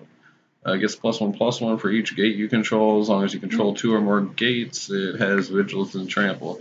So if you have 2 gates, this is a 4/4 Trample Vigilance. Oh. But you have to be in a gates deck for that to matter, and nobody playing a competitive deck is playing gates. Or at least, a number of gates. Thanks, babe. I have gates. Anyway. It's okay. By the way, Rallying Roar is all creatures. Next up, we have Gates Ablaze. It's a 2 colorless and a red sorcery. It does X damage to each creature, where X is the number of gates. Again, Gates thing. I was, listening to Dev the other day, and he was saying if a, Gates deck did exist, this would be the card that it needs. But then again, there's also just, there's probably a better red sweeper that could be had than just relying on Gates and things. So, I mean, I do think that this is a better deals damage than like your Jaya's So, I mean, if you want to have fun at the kitchen Thingy. table or lose 3 out of 4 games at your F&M, then go ahead and put together a Gates deck and put this in there. But other than that, I don't know. Yeah, just play Star of Extinction.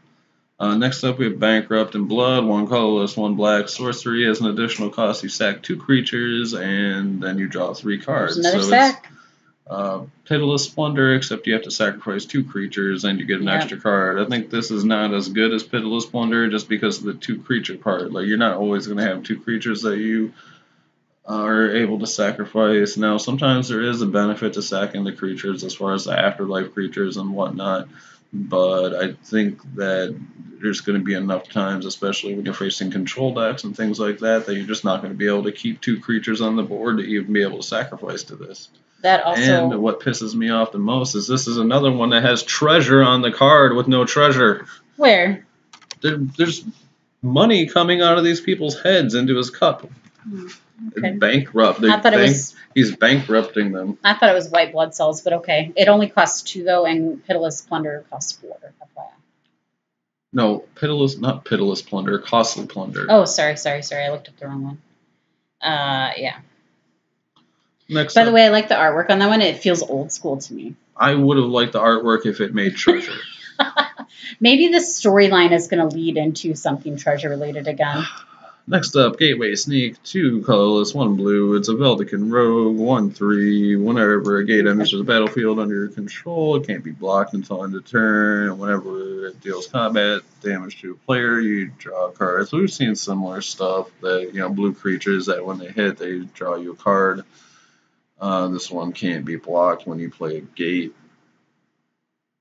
So, again, in the gate stack could be good. Anywhere else, it's not going to be very good. Okay. Forbidding Spirit. 1 colorless, 2 white. When Forbidding Spirit enters the battlefield, until your next turn, creatures can't attack you or a planeswalker you control unless their controller pays 2 for each of those creatures, and it's 3/3. So you got a tax effect, 3/3 for 3. That's not horrible. This is like a Baird. Wasn't there a Baird card? It has Baird's effect for 1 turn. Right. The only thing I think that saves this creature is that its cost and stats are on par. Yeah. It's a 3/3 for 3. Yeah. That also has that effect. So it's like almost like having a bear with upside or something like that, except it's a little bit bigger, a little bit more expensive. But again, I don't think it's a great card. Do you think you'd rather just, I don't know, in the 3-drop slot, you'd rather be playing something like Benelish Marshall, something like that.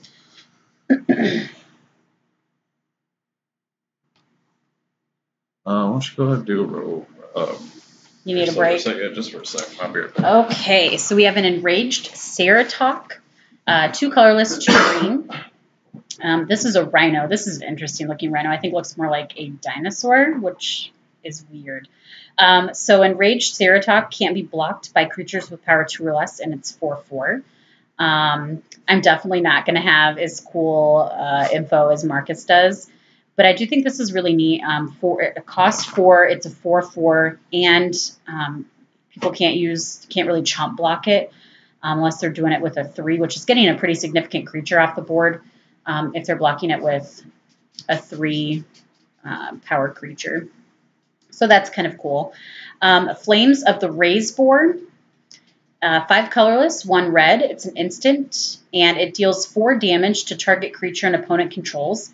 Then deals 2 damage to each other creature that player controls if you control a creature with power 4 or greater. So again, we've got a 6 cost kind of sort of sweeper for red, dealing 4 damage to a creature, and then 2 if you have a creature with power 4 or greater. I do like that this isn't targeting your creatures too. Where in red, sometimes we see that where it just is dealing to all creatures, but I think that 6 costs is a little high. We might have to go through some of these too when Marcus gets back just real quick and see if he has any other thoughts on them. Next one is Priest of Forgotten Gods. It's a colorless and black, a human cleric. You can tap it, sacrifice 2 other creatures, any number of target players, each lose 2 life, and sacrifice a creature. You add 2 black and draw a card. I think that this is a heck of a lot on a little card. So we're going to get a sack outlet. And you're going to be able to target any number of players. They lose 2 life and sacrifice a creature. So you're getting some creature control on their side. They're losing 2 life. You're adding some mana, and you're drawing a card, all on 1 card. Next, we'll be featuring Ravenous Chupacabra. And this is our little Chupacabra.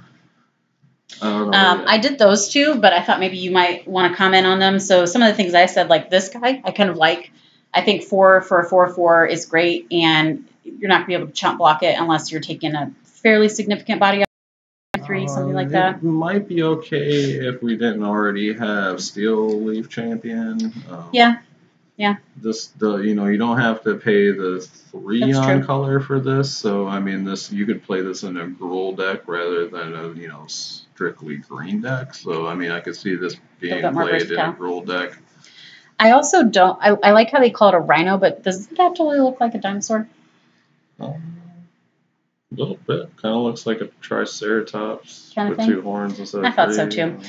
This one is kind of like another sort of sweeper type thing. Deals 4 damage to a target creature, and then it deals 2 to each other creature that player controls if you control a creature with power 4 or more. This whole like power 4 or greater theme going on. I know, with red, no less. Well, because it's for the Gruul clan. The Gruul's going to have a lot of high power creatures. It's red-green, so I think that's where they're going with that. Okay. So, but it's 6 mana. I know. I think it costs too much. Instant speed, though, so that's kind of good. You could do it on your opponent's end step, sweep the board when they weren't expecting after the blocks and stuff. Yeah, that's true. Or that, but I was even thinking, more like a just kill everything, untap, swing in kind of deal. Maybe. That's still a really high mana cost, though. Okay, you have to talk about this Priest of Forgotten Gods. All right, Priest of Forgotten Gods. We got 1 black, 1 colorless, human cleric. It's a 1/2. Sacrifice 2 other creatures. Any number of target players each lose 2 life and sacrifice a creature. You add 2 mana and draw a card. 2 black mana. 2 black mana and draw a card. This might be good if you didn't have to sacrifice 2 other creatures. This requires you to have at least 3 creatures on the board, this and 2 other creatures, and be able to untap with it, and you're losing 2 creatures. Yeah, you're drawing a card, ramping yourself with some mana. Your opponent's going to have to sacrifice a creature and lose 2 life. And side note, if you're playing 2-headed giant, your partner is also going to have to sacrifice a creature and lose 2 life. No, it says any number of target players. Oh, any number of target players. Okay. I thought it said all. Okay. Gotcha. Yep. Still, I don't like this just for the fact that, it takes 3 creatures to make it work. I love it. I think if you're using it in a deck that specifically wants to sack, this is great. I think the biggest thing about this is it adding 2 black mana. I think you could ramp into something with it, but that's a lot of cost to get there. I like it. I think for what you have to do for the ability, you get a lot out of that payment. Maybe in a Rakdos deck where you're getting benefits off sacking your creatures, and then you're adding mana and drawing a card. I could see it working in a very specific type of So where I see this working is, I've got my Angrath out. I take one of my opponent's creatures. I've already got something on my board that I can sack, or that it's small anyways. It doesn't matter. I sacrifice their creature because it didn't have 3 converted mana cost or less. I sacrifice one of my creatures. I get 2 black. They lose 2 life. Yeah, I'm not denying it can be good in very specific circumstances. I like cards that are better in more circumstances than this is going to be. I think I just like red-black, so. Okay. Eyes Everywhere. 2 colorless, 1 blue enchantment. At the beginning of your upkeep, scry 1, pay 6, and exchange control of Eyes Everywhere and target non-land permanent. Activate this ability only anytime you could cast a sorcery. So you're going to give somebody your enchantment and take something of theirs. Yeah, I like this. I like this card, kind of. It's not great. I mean, it's a do-nothing 3 mana enchantment when you play it, and that's never good. But you are going to be able to scry 1 each turn, and the one good thing about this is Yeah, you pay 6 to exchange it for something, but if your opponent's not playing blue, they're never going to be able to activate that themselves and give it back to you and take Yep. something. So I So you kind can of take like somebody's that Doom factor. Whisperer and they're Well, stuck with it. Although I know a lot of those decks run if blue they're too. playing Golgari, if they're playing Dimir, then they're going to be able to have the blue. Yeah, But yeah. that's the only thing I like about this card. That being said, it is a 3-mana do nothing enchantment, so I don't think it's going to see a lot of play. So do you think it could be a sideboard thing for those decks that have something that is great?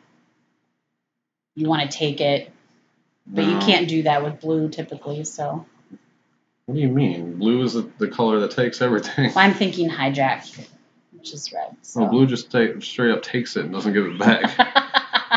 Okay. Maybe I just don't understand blue very well. Next up, Okay. Archway Angel. Got an angel again. Colorless, 1 white, flying 3/4 angel. When it enters the battlefield, you gain 2 life for each gate you control. Here's another gate matters thing. card. Overcosted, underpowered flying creature. No interest. I think they're really just trying to push this gate thing. I mean, they always push a bunch of not really powerful mechanics and sets and just put them at, low rarities. They're going to end up in limited play, but that's about it. Next up, we have Biogenic Upgrade. 2 green, 4 colorless. Distribute 3 +1/+1 counters among 1, 2, or 3 target creatures, and then double the number of +1/+1 counters on each of those creatures. Oh, wow. So this will definitely see play in the Simic counters decks. It is very high mana costing, but this might be like your top end in one of those kind of decks. And there's so many effects where putting a +1/+1 counter on a creature does something good that this could be a really big effect. You might be getting 3 really good effects off of this card because there are so many cards in this set that do something when they get a +1/+1 counter added onto them. So I could see that seeing play in one of those type of decks and really making a difference. It is. I think probably would have been a lot better if it was 5 mana cost instead of 6, but yeah. Next up, we have Daggercaster. 2/3 Viashino Rogue. When it enters the battlefield, deals 1 damage to each opponent and 1 damage to each creature your opponent controls. So, good sideboard piece against tokens, things like that. So it deals 1 damage to each opponent and 1 damage to... So it's worse version of Chain Whirler? Yeah. Well, I mean, Chain Whirler's 3 on colors, so you don't need 3 red to play this. Again, you could play it in a 2-color deck where you're not going to want to play Chain Whirler. But it's 2/3 and it doesn't have the first strike. So overall, Chain Whirler is a better card, definitely in a mono red deck. Yeah. Okay, Pestilent Spirit, 2 colorless, 1 black. Menace, Death Touch. Sorry, go ahead and finish. No, it's okay. Instant and sorcery spells you you control have Death Touch. Ooh. Yeah, okay, this card is going to make a big splash, I think. I like this. You don't see many creatures that have Menace and Death Touch. They usually have one or the other. But the big and it's thing got enough power to do it. But the big thing about this is this makes cards like Cosmotronic Wave... Fight with Fire. Well, Fight with Fire would cost a lot more to do, but things like Cosmotronic Wave or anything that deals 1 damage to each opponent or each creature your opponent controls, like the last card we saw, like Daggercaster, that turns him into a one-sided board wipe. Well, it's only instants and sorceries, though. Oh, that's right, instants and sorceries. But like your Pirate's Pillage or Pirate's Pillage, Fiery Cannonade. Well, Fiery Cannonade would only be one-sided if you're playing only pirates, because remember, they have Death Touch that's going to kill your creatures if it does damage to them as well. I know. But things like Cosmotronic Wave that deal 1 damage to each creature your opponents control is just going to kill all your opponent's creatures and leave yours untouched. But one of the downsides of Fiery Cannonade is it is only 2 damage to each creature. So against, okay, so like in my deck, a lot of times I have to take that out and swap in something that's actually going to kill those bigger creatures. This will make it so that that's more relevant. This will kill Carnage Tyrant, it will kill Galtas, it will kill Mizzets, it will kill whatever. So I think this is definitely good, and definitely will see play at least out of sideboards, maybe more. I like this one. My little Gren deck or Gen deck's gonna be freaking awesome. Next up, we have Essence Capture, which is 2 blue, counter target creature spell, put a +1/+1 counter on up to 1 target creature you control. So this is Essence Scatter Plus. Scatter Plus, yeah. This is gonna be in all the decks where +1/+1 counters matter. Yeah. And I don't know if there's really much more to say about it than that. Tempest. That's all I keep thinking of. I mean, Tempest Gin. What is that? That blue. It's the blue creature that gets +1 for each island you control. What does this have anything to do with that? I know it doesn't, but it's just more power on it. Like, Daggercaster makes me think of planes. You know my mind's weird, though. You kill me sometimes. This is going to be great for all those creatures that I was talking about before, that when they get a +1/+1 counter, they have a positive effect. Yeah. It's going to matter a lot more for those than any gens you play. Yeah. No, and I forgot about that. For some reason, I was thinking that the extra 1/1 for each island count towards that, but it doesn't. It's not a 1/1 counter on it. It just gets +1. Power equals the number of islands you have. Yeah. Okay, so that's why I sounded weird. This affects not at all. That's why I sounded a little weird. Next card, Angelic Exaltation. Whenever a creature you control attacks alone, it gets +X/+X on end turn, where X is the number of other creatures controlled. So for older players who are familiar with the Exalt mechanic, all the creatures with Exalt had similar thing going on. Whenever they attacked alone, they got +1/+1 for each other creature with Exalt, I believe. So this pretty much gives all your creatures Exalt. We'll probably see some play somewhere. It is kind of a high costing thing. I don't really know that I would want to put this in a deck, but I could see somebody trying to do something with it. Is it possible that somebody could use, because I see some people that use like token decks and then they play that Venerated Loxodon. So you've got one creature that could become really big, swing in. This is, maybe a sideboard out of weenie decks, because what it does is it gives your low power creatures a chance to get really big and be able to swing in as a threat against larger creatures when normally they wouldn't be able to. This Chupacabra is going to come over here. All right, so moving on. Buddy. I'll let you do these first 4, and then... you want to do... Oh, yeah, I got to save that one for you. Okay. So Rampage of the Clans, 3 colorless, 1 green. It's an instant. And it looks like, by the way, we are to the rares. So destroy all artifacts and enchantments for each permanent destroyed this way. Its controller creates a 3/3 green centaur creature token. Interesting. So you're going to destroy artifacts and enchantments, which is really going to stink against treasure, and just sacrifice them all, of course. It's not going to stink against treasure, because you get a 3/3 centaur for every treasure they're destroying. In fact, true. I might put this in a treasure deck that I built just because I get to destroy all my treasures and make a bunch of 3/3.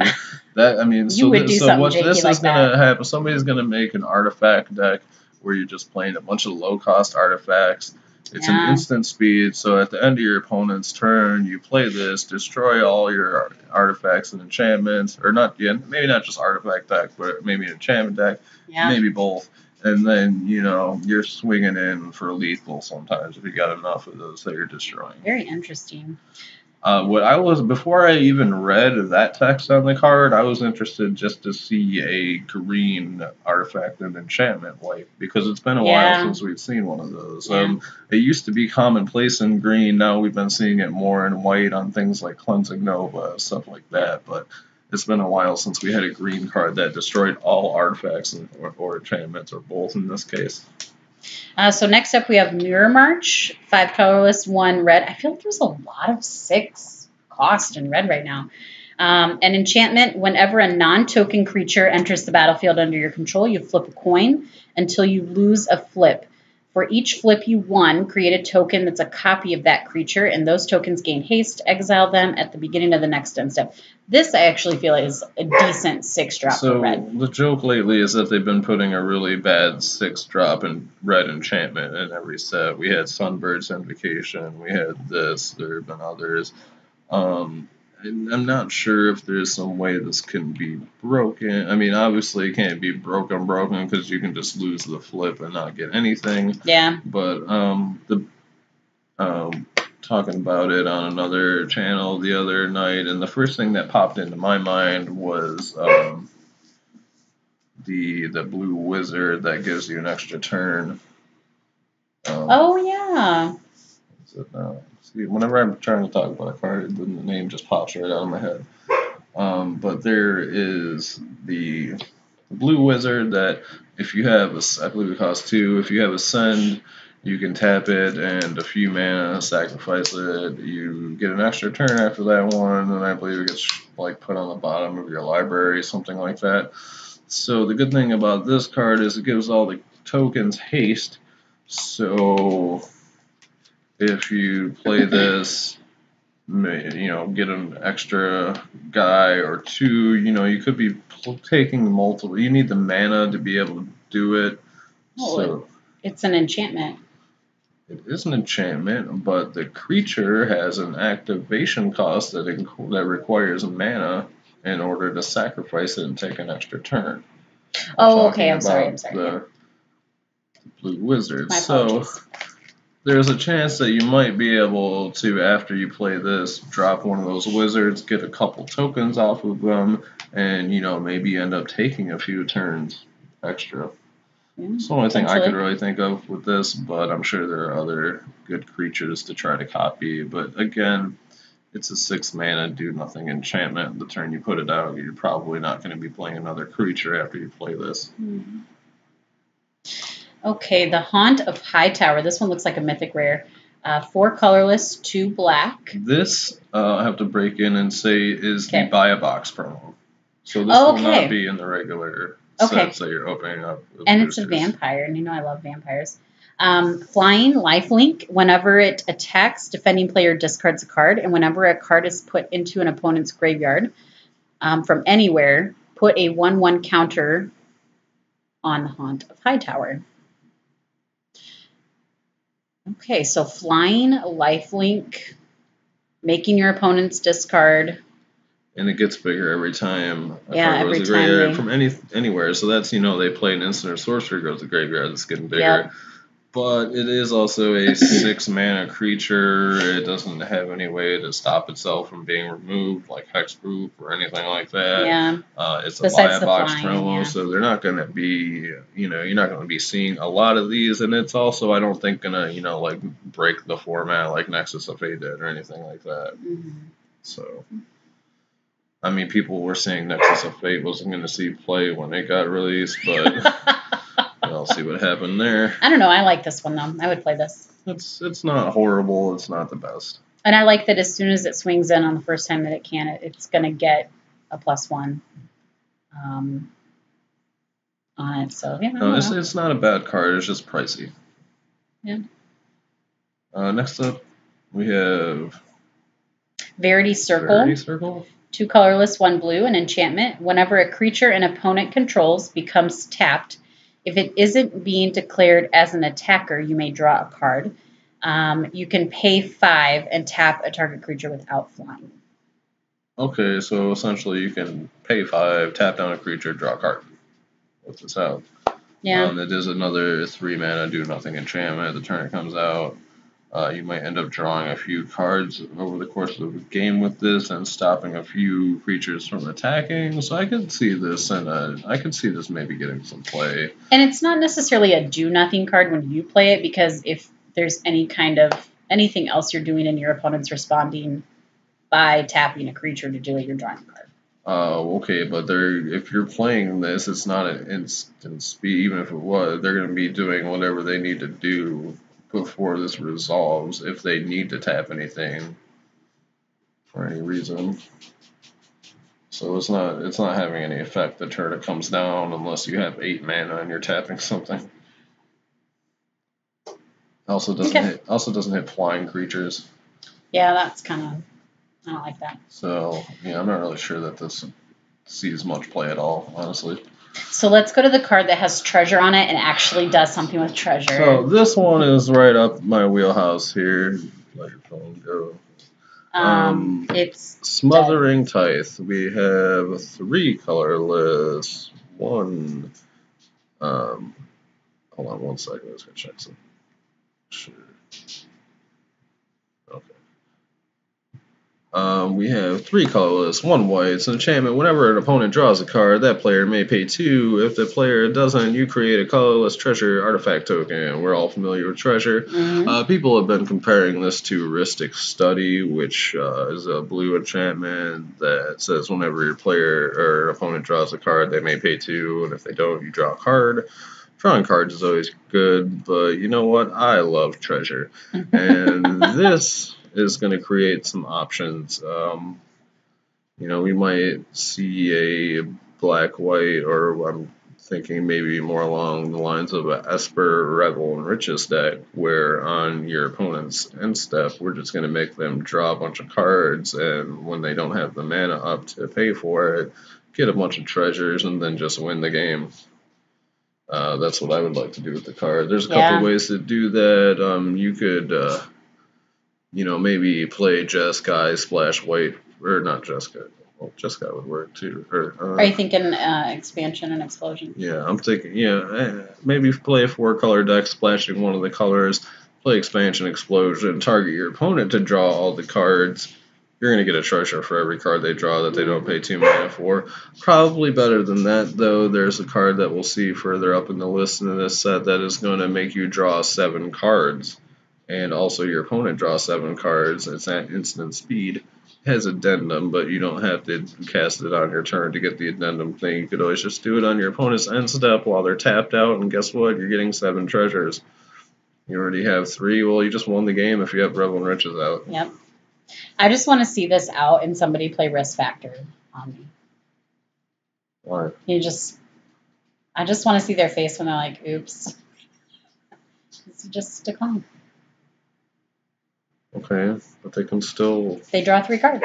They draw 3 cards. I mean, they might have the mana. I mean, if this is out, they're going to know about it. It's not a tricky spell. It's not an instant speed spell. It's an enchantment that they're already going to know about. So they're either going to have the mana up to pay those cards or to pay for that, or they're not going to care about giving you the treasure.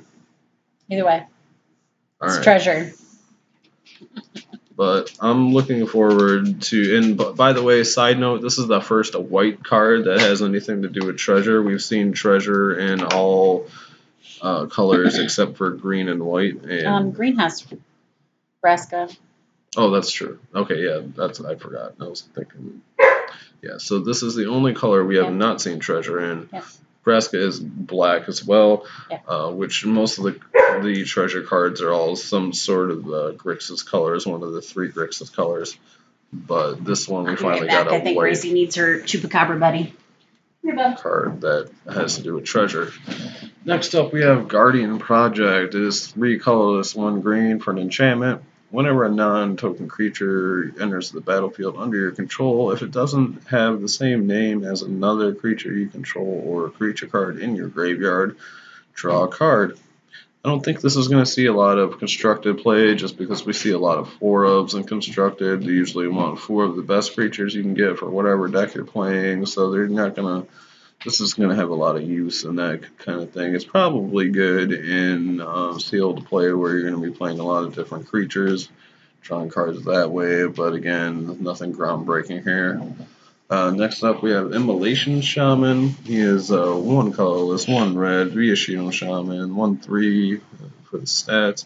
Whenever an opponent activates an ability of an artifact, creature, or land that isn't a mana ability, Immolation Shaman deals 1 damage to that player. Okay, so we have the what was that guy's name? The mentor, the harsh mentor. We have a harsh mentor that's a 1/3 instead of a 2/2, I believe it was. And also you can pay 3 2 red and give him +3/+3 and menace till end of turn. So this I think this sees play actually. I mean, we already like creatures that have effects like that, like Thorn Lieutenant, where you can pump mana into them later in the game and make them bigger. This one is also gonna punish people for activating abilities and earn mana abilities. So I think it at least sees play out of sideboards for decks that do a lot of that type of stuff. Okay. Next up, we have Gutter Bones. He is a 2/1 skeleton warrior. Enters the battlefield tapped. You may pay 2, return him from your graveyard to your hand, but only if An opponent only lost during life. your turn, and only if an opponent lost life this turn. So a reassembling skeleton. It's a little different. Excuse me. Bless you.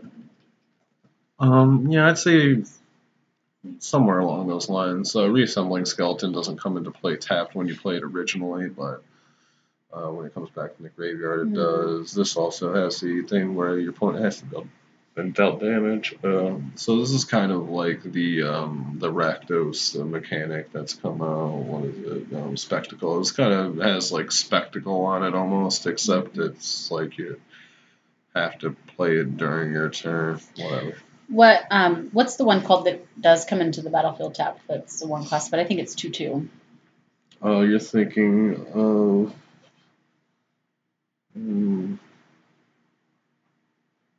Diagraph Ghoul. Thank you.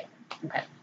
Anyways, I know that this was one that you were pretty interested in before too, so I'll let you go through this one. This next one up, I think, is very good. Sphinx of Foresight. Now in this set, there's a lot of 4 power or 4/4 creatures for 4 that have flying. It seems to be a theme in this set.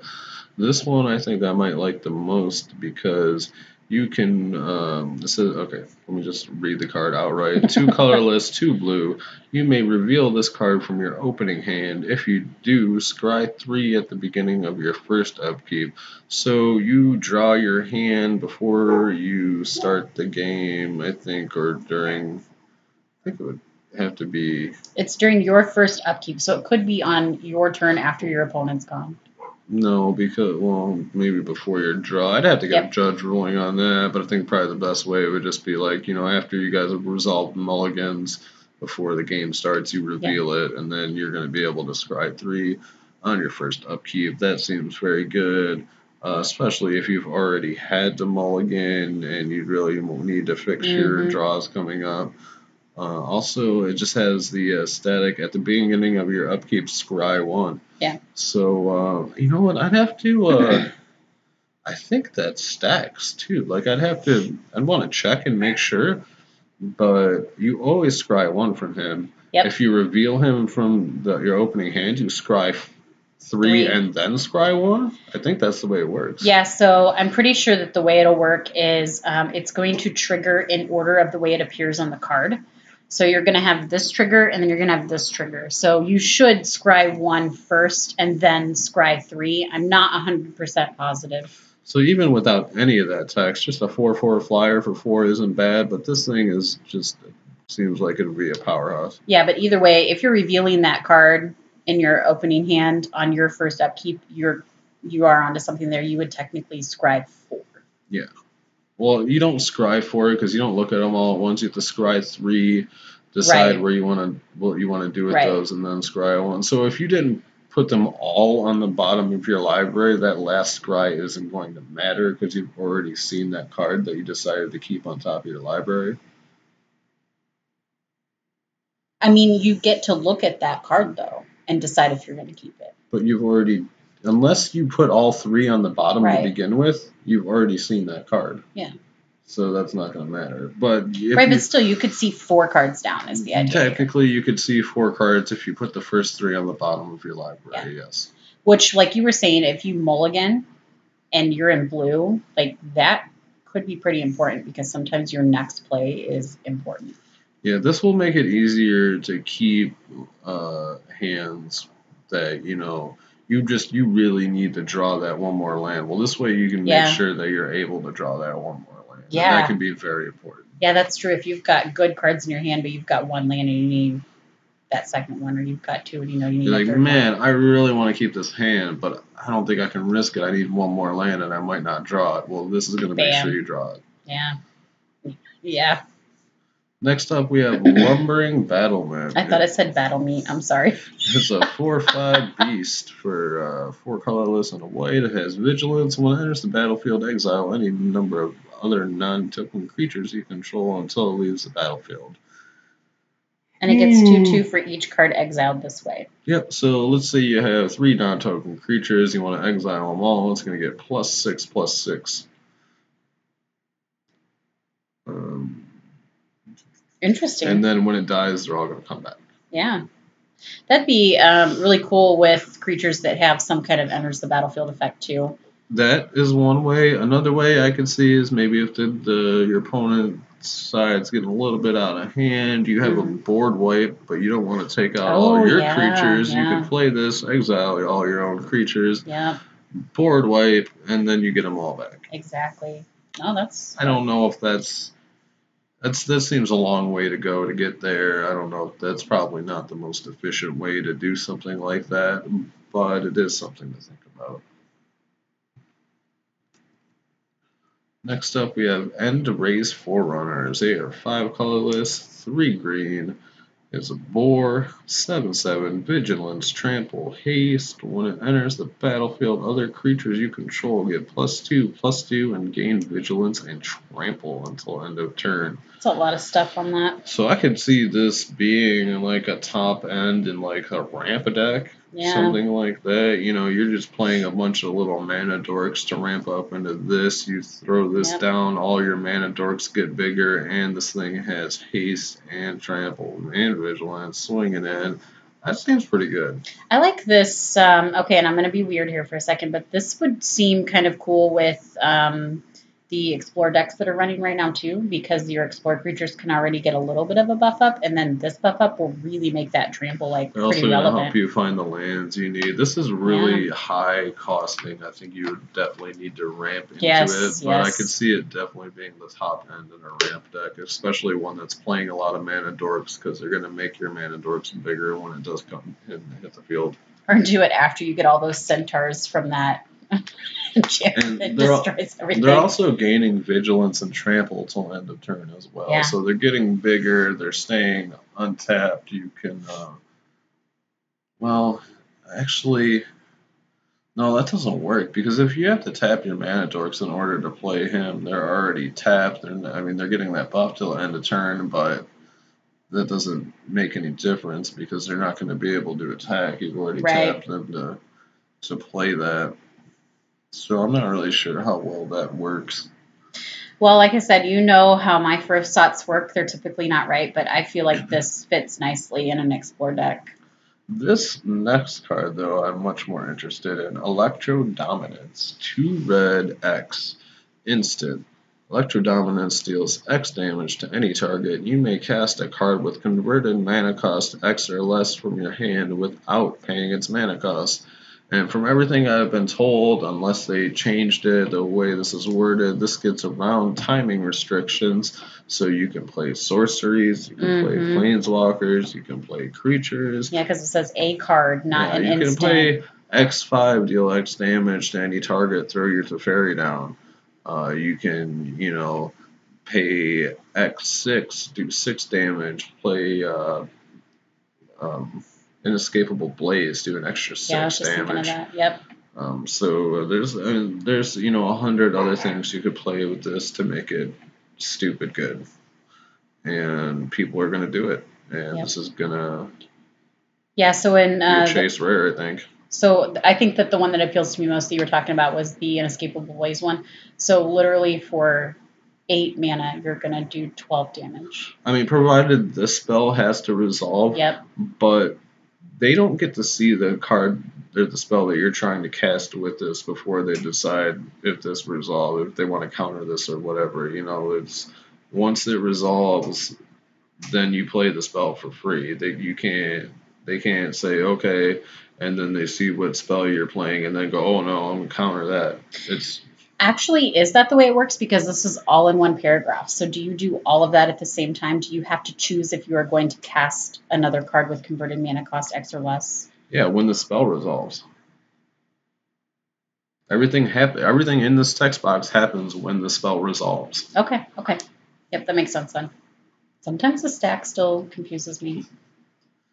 All It's right. tricky. So there's a lot to be said about that card. There's a Mhm. lot of other combinations we could talk about where that would make a big difference, but we don't have the time for that, and there's just too much to talk about. But it's a great card. I like want it. to see what people can do with it. Leave comments for us and let me know what you would do with it. Ooh, that would be great with the one that makes all those treasures too. Next up, we have Font of Agonies. It's a 1 black enchantment. Whenever you pay life, put that many blood counters on Font of Agonies. Pay 1 and a black, remove 4 blood counters from Font of Agonies and destroy target creature. I just think this is bad. There's too many hoops to jump through to get this to work. Yes, there's a lot of ways to pay life, but I think, at most you're going to get to destroy a couple creatures with this, and I would rather just be playing a good removal spell. Yeah, I feel like this works great if you're doing like a combo type thing with Arguel's Bloodfast and something that's gaining you life.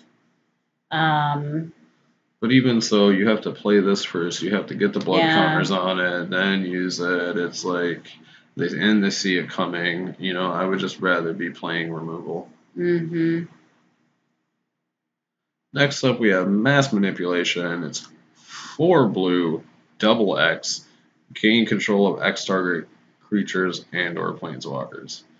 So we have kind of similar things that are like 2 blue and X gain control of a creature with converted mana cost X or less, or there's ones that are just like gain control of target creature or whatnot. This one is only better if you have a bajillion mana and you can, target a bunch of stuff. If you can get there and be able to use it, seems good. A lot of work to get there, though. Yeah. Don't think this is going to see a lot of play. And if you do play, you're going to really have to tool your deck to be able to last long enough to get there, and you have to have good targets to hit, too. Maybe you could do something kind of janky with the green card that untaps all lands and a Nexus.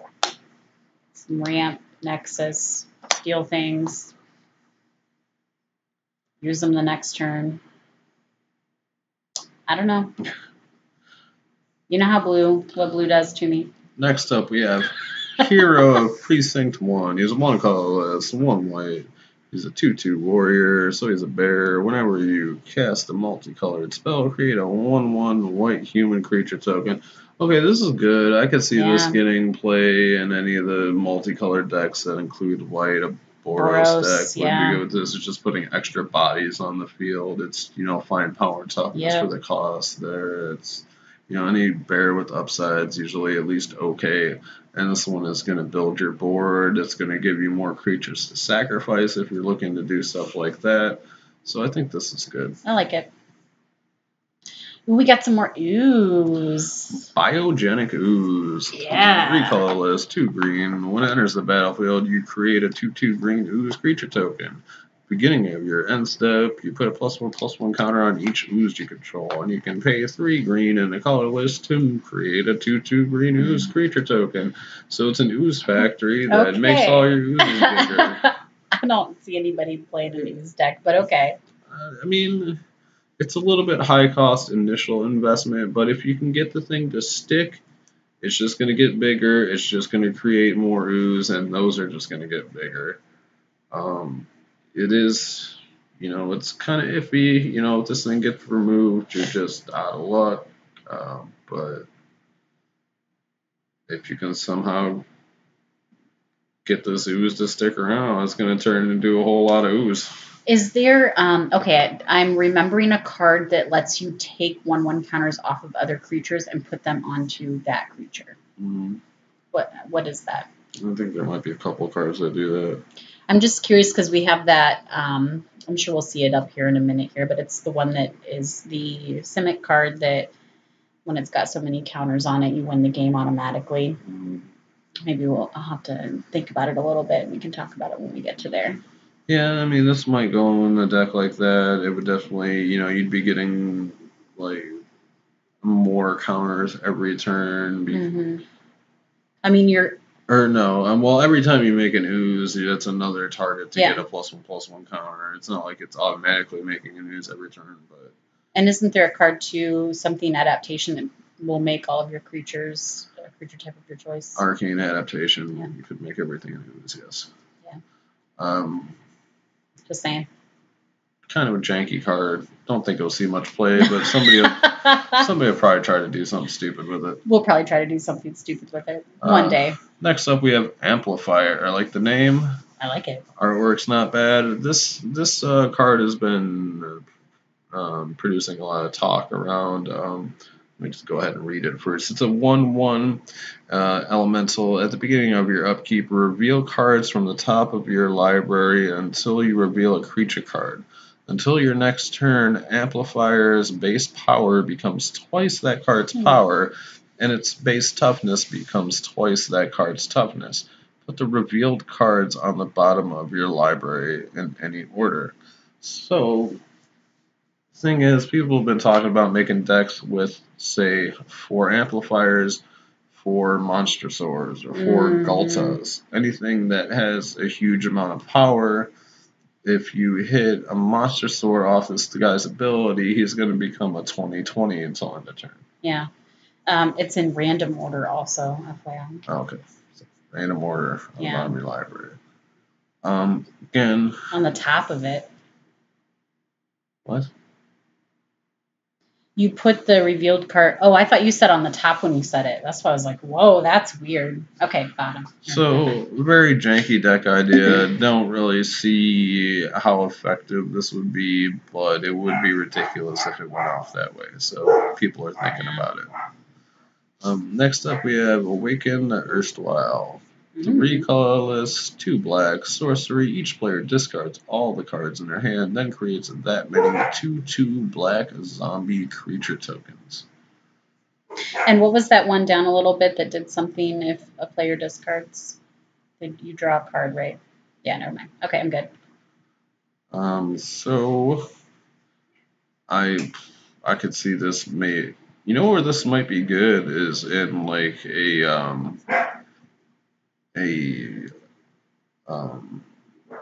blue black Dimir deck, Dimir discard deck, something like that wants to draw a bunch of cards. Dwindle down the cards in your hand, disinformation campaigns, things like that, get you down to no cards. Then they play this. Well, you're getting no zombies. They're getting, maybe 7 2/2 zombies.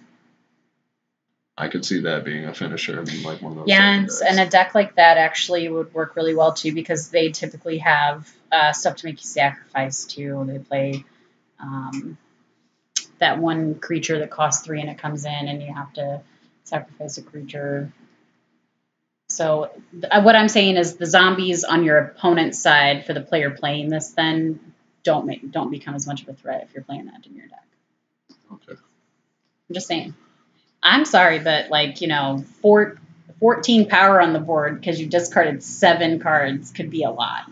Yeah, I mean, most likely the most it's going to be a 6 because even if you're going to play this, so there's going to be 1 card out of your hand unless you're tricking more cards in your hand or playing a reliquary tower and somehow saving up cards, something like that. But even if you have 5 cards in your hand, that's 10 power on the board. That's a lot. Well, that's why I was mentioning that other card where when your opponent discards a card, you draw a card. Is that what it was? Yeah, it was something like every time it attacks, opponent discards a card, you draw. Every time opponent discards a card, you get a +1/+1 counter. Or anytime it went to a graveyard from anywhere, got +1/+1 counter. It had nothing to do with drawing cards. All right, next up we have Mesmerizing Bented. Bented? Bented. Sure. Okay. Looks like an octopus. 3 colorless, 2 blue. Creature type octopus. It is. When it enters the battlefield, create 2/02 blue illusion creature tokens with whenever this creature blocks a creature, that creature doesn't untap during its controller's next untap step. And it has hexproof as long as you control an illusion. So I've seen a little bit of talk about this card too.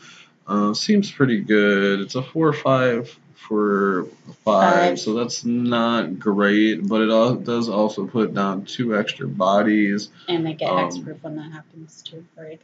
This has hexproof as long as you control an illusion, and those tokens also give you a little bit of buffer from sacrifice effects like the Eldest Reborn. You know, you can't have, if you have no creatures on the board, then you play this. You know, they're not going to be able to Eldest Reborn it away from you. You're going to be able to just sacrifice one of those illusions.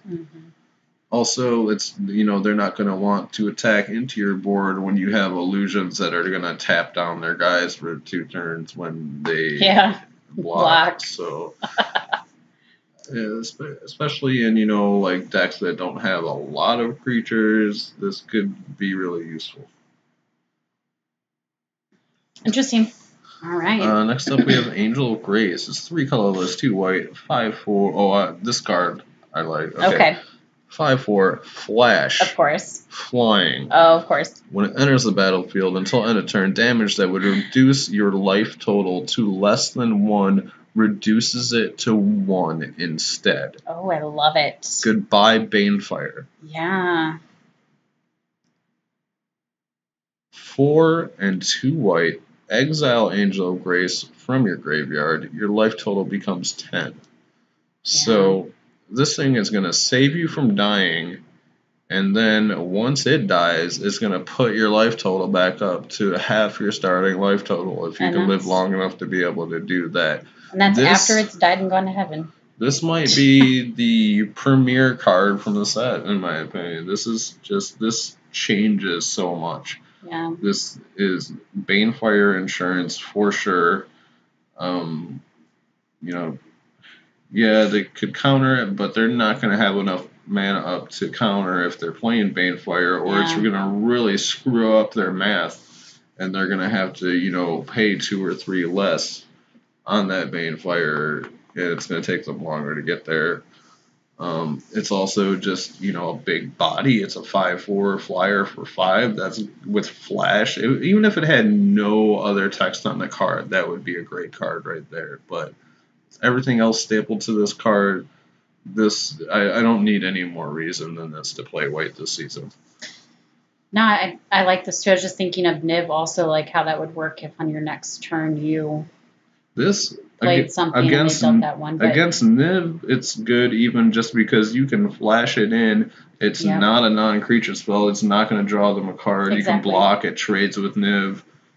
And I was just thinking too, like right there. Even if, okay, so you do that and it's gone, somehow they've gotten you down. They couldn't, you know, during that turn, then they can't use that 1 extra trigger from Niv to kill you because your life total has to stay at 1. So they're just waiting for the next turn. As long as he's on the field. Yeah, but you can still exile her on your upkeep after you've untapped everything. But this maybe my top pick for the set is Angel of Grace. I think it's a great card. You like that over Smothering Tide? You do like your flash stuff though.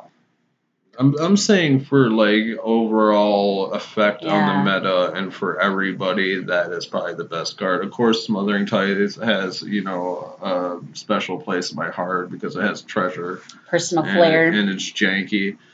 But I think as an overall powerhouse of a card, that Angel probably, you know, is definitely among the top couple cards in the set, if not the top card in the set.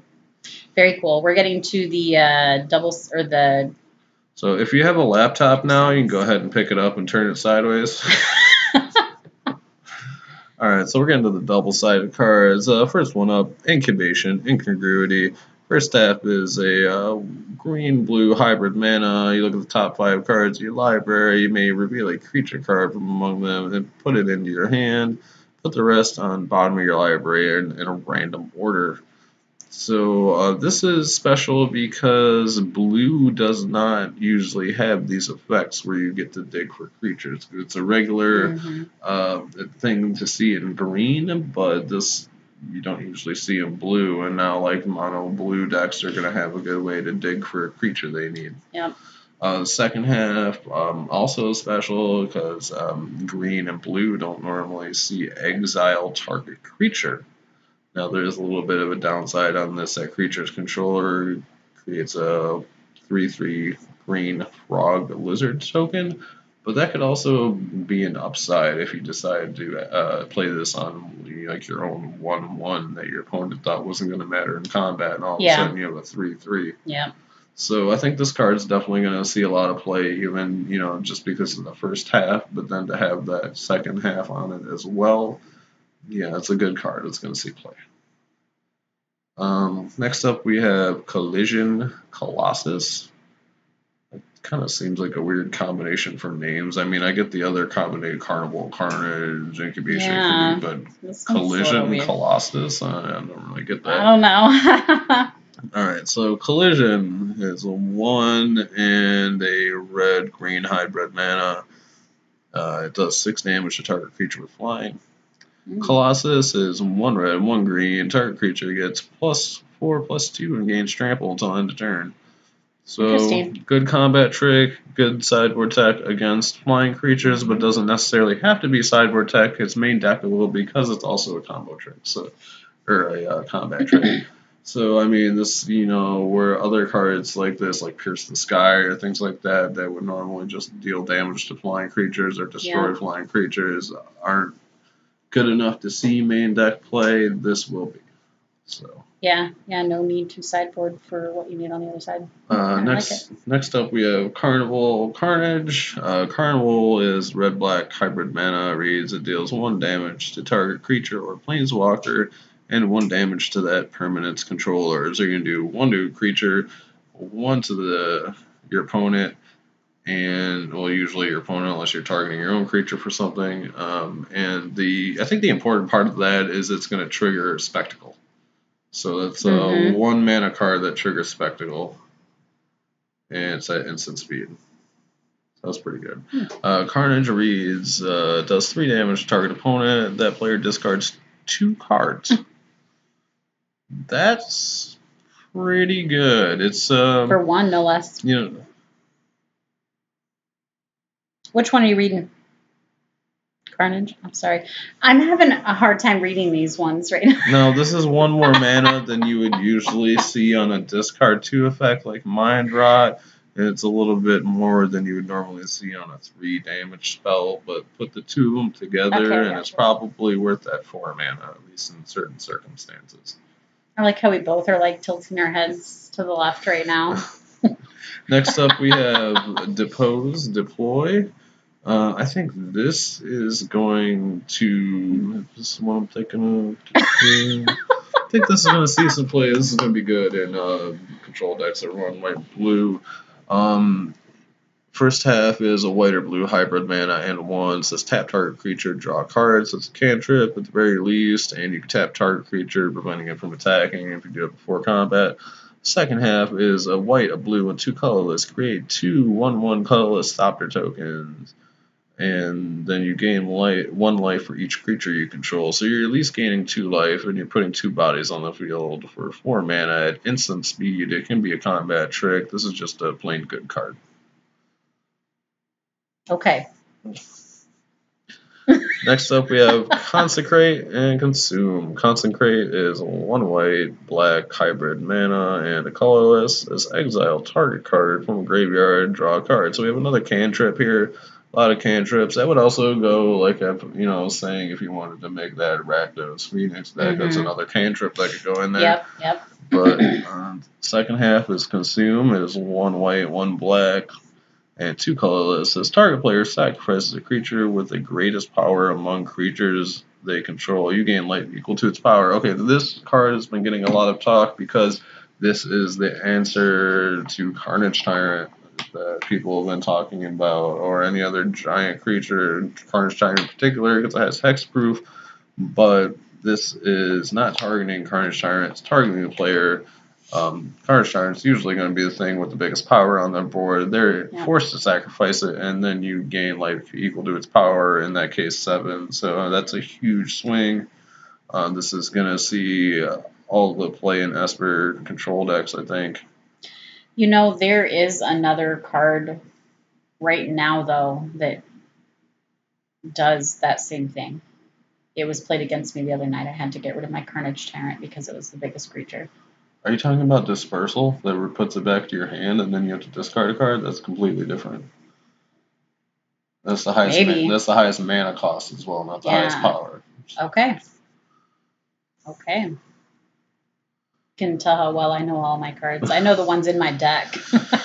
Next up, we have Repudiate and Replicate. Repudiate is 2 mana. They are both the green-blue hybrid mana. It says counter target activated or triggered ability. I am excited about this because I've been missing that kind of effect since Disallow rotated out. And this only costs 2? No, we have a Disallow type ability. Yeah. It doesn't counter spells itself like Disallow does, but it will stop things from happening that we don't have an answer for right now. So, I mean, I think that's, probably enough to be said about that half. The second half, Replicate, is 1 green, 1 blue, and a colorless. It's a sorcery. It says create a token that's a copy of target creature you control. So it's a Simic quasi-duplicate without the jumpstart. So a lot of people are saying this is going to be like your 4 extra copies of quasi-duplicate and a quasi-duplicate deck.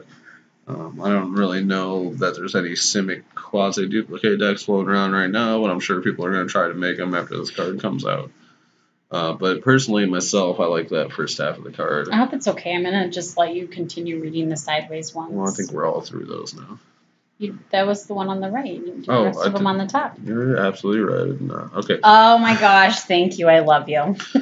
Next up, we have Thrash and Threat. Thrash is 2 mana. They are both red and green. Hybrid mana says target creature you control deals damage equal to its power to target creature or planeswalker you don't control. Now, this is making a big splash because it is planeswalker removal. As long as you have a creature that can do enough damage to it, you don't have to attack in to kill the planeswalker. Oh yeah. You don't even have to have red mana to do direct damage to the planeswalker with things like lightning strike or something like that, because you could also play this for just 2 green and you're able to say, if you do have that Carnage Tyrant out, 7 damage to Teferi.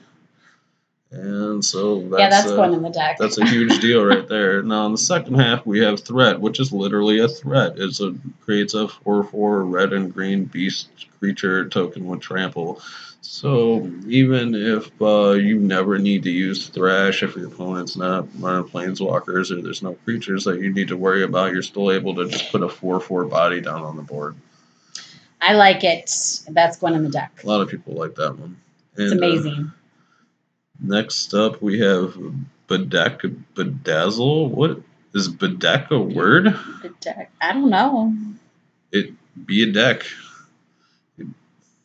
Okay. Well, I mean, deck is an action also, I guess. So. Anyway, so this one is 2 mana. They're both Rakdos hybrid mana. Target creature gets +3, -3 till end of turn.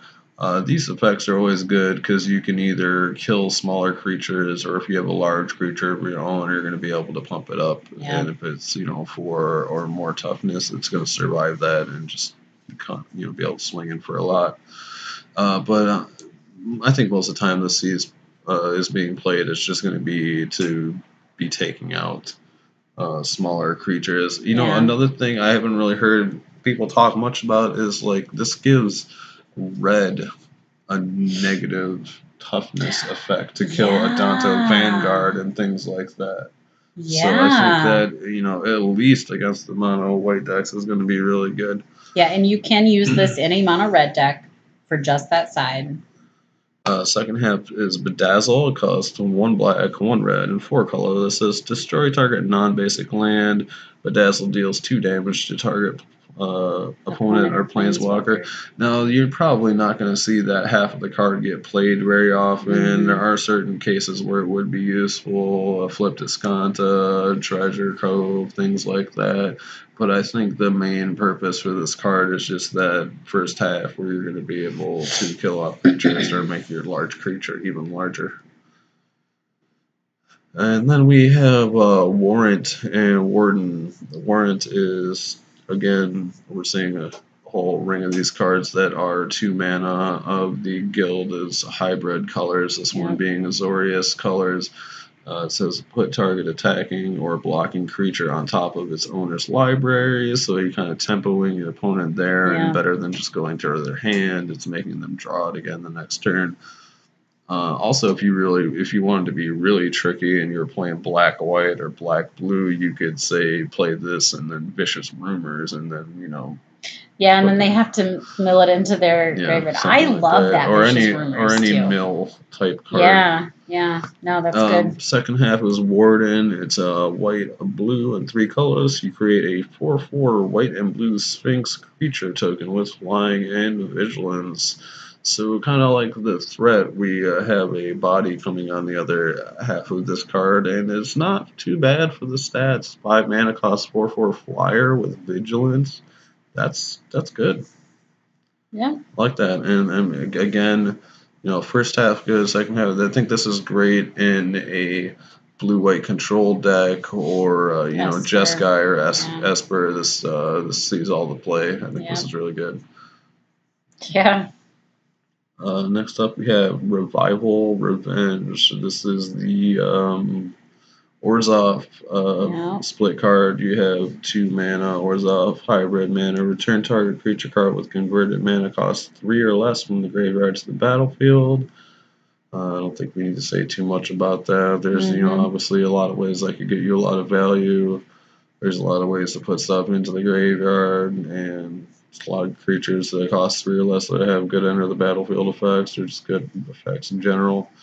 Revenge is 1 black, 1 white, 4 colorless.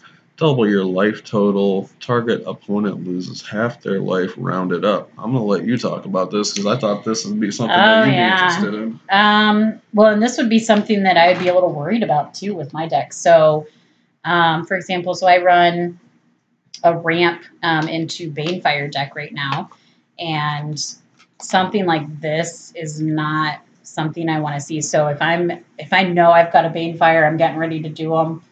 They know it's coming. They're playing that. I'm stuck. I got another turn. I got to, wait. I got another Banefire I've got to get. But this is something that I would like to, just because sometimes with, especially if you're running black-white, getting to double your life total if most of your cards are losing life for you is really good. And I also like this with cards that have something along the lines of anytime you gain life, your opponent loses life. We've seen a couple of cards, and I'm pretty sure that there's a couple that would still be that are still in rotation and will still be in rotation for a little while. But if you're going to double your life, they're going to lose half of their life total rounded up. And then for every life that you're gaining, they're losing as well. I mean, that's just a double whammy right there. And for 6 costs, that's really good, actually. So if you're sitting at even 4 or 6 life and you're playing this, doubling that to 8 or 12, they're losing half and they're at 12. So they thought they were sitting pretty good. Now they're at 6, but you've just doubled your life and you gained that 4 or 6. They're sitting at 2 and potentially even 0. So I think that this is a really great card to kind of be used in combination with that stuff. And I think for vampires, especially tribal-wise, that's going to be something that could really make them hit a lot harder. As far as getting that win with that life total. So that's really cool to see. I like that. So we're going to go on to, did you have any comments on that one? No. Okay. We're going to go to the upright cards now again. Okay, next we have Spike Wheel Acrobat. It is 1 red, 3 colorless. It's a human rogue, 5/2 for the stats. Has Spectacle 3, so if your opponent lost life this turn, including damage, then it's going to cost 3 to play instead of 4. And again, with that card that was just there. So if you're running black, white, red, which is totally colors that I would run, they just lost life, and then you get to play this for 3. It's Mardu, by the way. Is it Mardu? Okay, there you go, Mardu. I still don't know all my terms. Also, just a quick note. Can we go back to these really quick?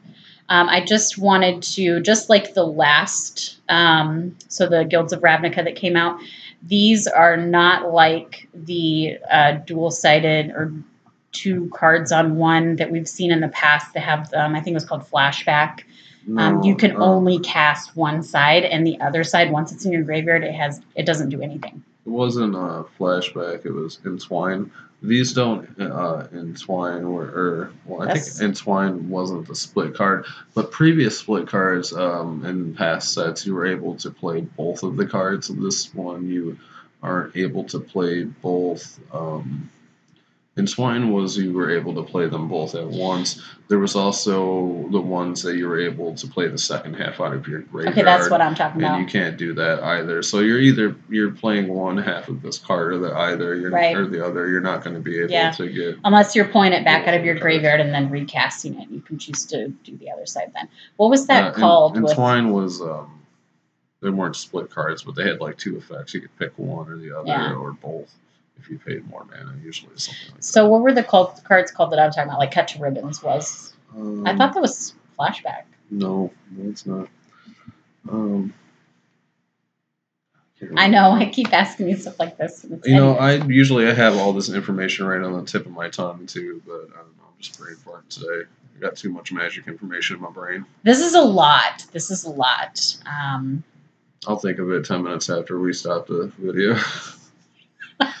All right. Next up, we were talking about Spike Wheel Acrobat. Yeah. Maybe aggro decks. Well, I don't even think aggro decks would want this. A little too high cost without the spectacle, and even with the spectacle, this is just way too easy to kill. Yes, the 5 power is good, but it has 2 toughness. It dies to shock. It dies to pretty much everything. You're often going to trade down in combat. Somebody is going to block this with their 1-drop 2-power creature and trade with you. That doesn't seem good at all. So, other thing we should do. Adapt was the ability that we were thinking of for Simic earlier. Yes. So this is the kind of view of the new mechanics. So Spectacle is one of the new mechanics that's going to happen anytime, or you have that option to do that anytime the opponent lost life that turn. Some Spectacle cards we'll see will be much better than others. I don't think this one is very good. Well, this is a common. The next one that we see coming up is going to see a lot of play. We'll get to that one in a minute. The next Spectacle card, not the next card. The next card being Skitter Eel. It is a 3 colorless, 1 blue fish crab. Okay. Leslie's just going to love all these Simic mutated creatures that are combinations of different. Oh my gosh! Different creatures. You might just. I feel like this is something that would have happened in Amonkhet, like with the whole Egyptian type theme. Because there's a lot of eels and crabs in Egypt. No, just this idea of putting 2 creatures together that don't. Why? Why does that? What does that have to do with Egypt?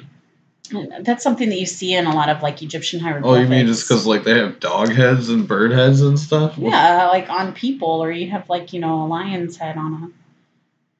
Well, okay. Anyway, we got a 4-drop here. It's a 3/3. It's got Adapt 2. You pay 3 for that. Now Adapt is. If it has no +1/+1 creatures on it, you can put +1/+1 counters on it. You can put a number of +1/+1 counters on it equal to its Adapt. So this one being Adapt 2, it's going to get 2 +1/+1 counters. If it for some reason already has a +1/+1 counter on it because you already adapted it, or because you put it on from some other means, you're not going to be able to use the Adapt again. But we are going to see a card further up in the list that breaks that rule and it lets you use Adapt as though there were no +1/+1 counters on a creature. So there is that. I'm sure there'll be a deck that features those cards. So this next one is Wrecking Beast, 5 colorless, 2 green. And this one we're going to get to see Riot. It's a 6/6 with trample. So Riot is whenever the creature enters the battlefield, or excuse me, it enters the battlefield with your choice of a 1/1 counter or haste. So you can choose if you want to add the counter to it or if you want it to have haste for that turn. Now, very important to note, you're not actually adding the counter to it. This is not an enter the Correct. battlefield effect. So you choose when you play it, and then it comes in with that counter already on it. So you're not going to say be able to hit this with a. It's not a triggered thing. It's a static. It's a replacement effect. You're not going to be able to hit this with the instant speed spell that does 6 damage. What did I say that was? Inescapable. You're not going to be able to inescapable blaze this if they choose to put the +1/+1 counter on it. You know, because that trigger is not going to be on the stack. It just comes in with it. And that could be really important because if you know that your opponent has something that, for example, you might want to bring this in with haste, but if you know your opponent has something that could kill it, you may choose to do the counter instead. And there's other creatures with Riot that have like 4 toughness that, you know, if your opponent is playing a deck that's likely to play Lava Coil, you're more likely to put the +1/+1 counter on it to get it out of range of Lava Coil, things like that. So it's very situational. I think it might be, I don't know, that and well, I don't know. I think Adept is just probably the least best mechanic out of the guilds, but this is a good mechanic, especially for the versatility. I was going to say it's the best mechanic, but there are, I think Spectacle and Afterlife can be good mechanics on certain cards too. I like this just because, especially with green, a lot of times you are ramping into something large. And that is really cool to be able to bring a green creature that's big like this in with haste. I like the art on this card. It definitely matches the name. He's just wrecking right through this wall. I thought it kind of looked like Tremors. Is that his foot? I don't know. I thought that was the creature, but I think that's his face. I think it could be. I don't know. You guys tell us. Teeth. Maybe this is its foot, and that's its face. I think that might be like its toenails, and this is just. I thought this was its foot right here. Oh, maybe you're right. Foot, face. That could just be like a back toe, though. This could just be like a giant foot coming through a wall. I don't know. You guys tell us what you think it is, but it reminds me of Tremors when the Tremor goes through that big old cliff wall. I thought Mizzet was looking at a Necronomicon in the Fireminds research, so whatever. I got a mind of my own.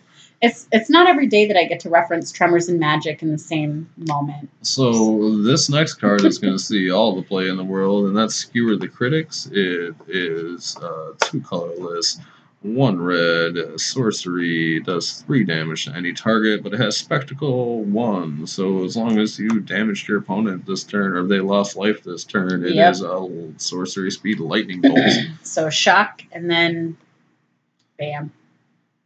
So, yeah, there's not too much to say about that card. It's just good, and it's going to see a lot of play. Yeah.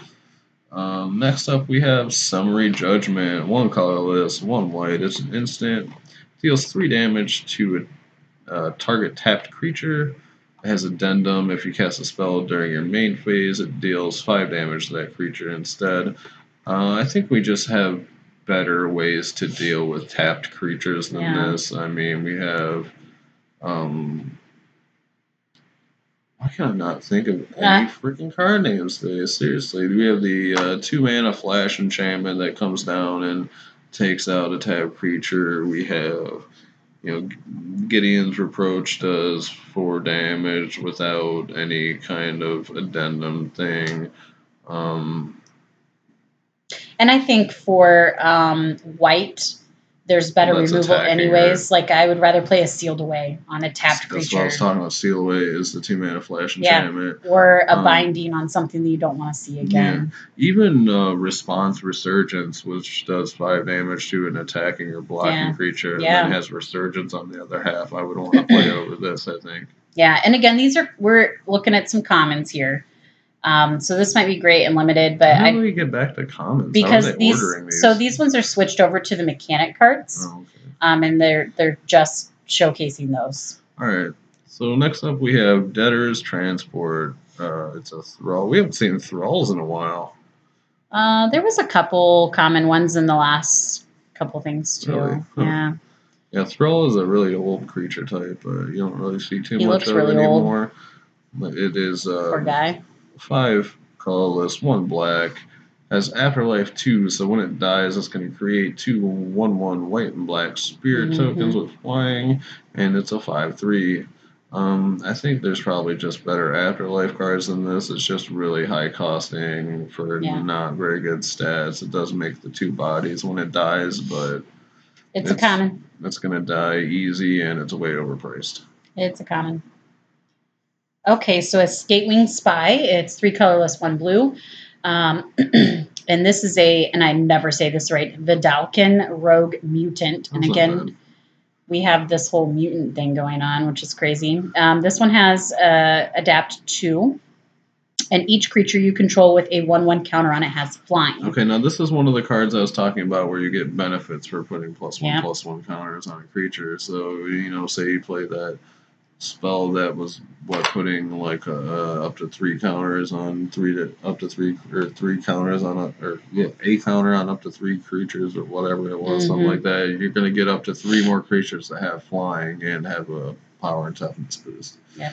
There's a few other cards we're going to see like this that have a benefit of putting +1/+1 counters on creatures. Yeah, and in this case too, like if you're you're bringing it in, it doesn't have any counters on it at that point in time. You're paying 4 for it. You're having to pay 6 to get the counters on it, but it does give it flying. I don't know that this is the best creature as far as those type of abilities go, but it kind of shows you what something like that can do. And I think that kind of shows how powerful they think that particular mechanic's going to be and this particular ability, because if you're running it in an Adept deck, of course it's going to give everything else flying. Man, I just don't like Adept. But I agree with you. I think that there's better ways to get counters on things too than to pay an Adept cost. Okay, so a Rampaging Rendhorn. It's a beast. Costs 4 colorless, 1 green. Has Riot, and it's a 4/4. So again, this is going to be coming in with either a 1/1 counter on it or haste. And for 5 for a common, and you get to choose if it has haste or if it's going to be a 5/5 when it enters the battlefield instead. It's not horribly bad. Yeah, I mean, so this isn't great. Obviously, we have green creatures that are overpowered for their price. But as Leslie mentioned, it is a common. I think this is, not bad for the price, and you get that choice with the Riot. I think Riot is a great mechanic, and I think, this is going to be good and limited at least. So Light Up the Stage. This one's got tiny writing. I apologize. So 2 colorless, 1 red. So sorcery. It has Spectacle, and you can. So what that is again is you can pay its Spectacle cost if an opponent lost life this turn. So exile the top 2 cards of your library until the end of your next turn. You may play those cards. Which again, I think this is something that we could see with Experimental Frenzy. Yeah, I could see play there. It's also just going to see all the play in all the mono red decks or the Rakdos decks. Maybe even I don't know if Boros would want this, but it's a good card. It's probably it's one of the best spectacle effects, and I think you're going to see 4 of this and 4 of the Skewer, the Critics, in a lot of decks. Yeah, and I think that I think it on the surface because when I first was reading it, like while you were ever reading this one, I was kind of reading ahead, and I was like, I don't know about that. But as I thought about it, it is nice to have a way to set cards aside that might not have worked very well for you this turn, but you need for later. It's important to note, too, that it also reads you may play those cards, not cast those cards, so it works for the lands as well. Yes. And the other thing that's nice about this is if you're somehow trying to keep your opponent from getting to some cards on top of your deck. So I don't know if you would ever do this necessarily, but if you say Scryed, you like the card on top, but you know that it's not something you play right away, you exile it, use it later, and your opponent can't get to it. Well, you got to remember it also only lasts until the end of your next turn, and it's not indefinite, so you're going to need to be able to play it within a turn. But I think the most important part about this is it's just, with the Spectacle cost, it's a 1 mana draw to pretty much, essentially. Yeah, So basically. red decks definitely want that, especially ones that are going to run out of gas quickly. And with Experimental Frenzy, for example, like that is really important. So yeah, because they don't go to your hand; they're in exile, so you Yeah. can still play them with Experimental Frenzy. And if you've got lands that end up in there, you can still play those. So if you don't draw into lands, yeah. Okay, so Arrester's Zeal, another 1-drop, white, instant. Target creature gets 2/2 until end of turn. And the addendum is if you cast this spell during your main phase, that creature gains flying until end of turn. So if you need something to get up in the air and over Yep. your opponent's blockers, this is a good card. Buff it up. Otherwise, it's just a good combat trick when your opponent's attacking in, just to give the +2/+2. Orzhov Racketeers. This is a human rogue, costs 4 colorless, 1 black. And whenever it deals combat damage to a player, that player discards a card. Afterlife 2. So again, Afterlife is whenever that creature dies, you're going to get 2 white and black spirit creature tokens with flying, and it's a 3/2. I think this would have been really good if it cost 4 mana. I think 5 might put it out of the running. I agree.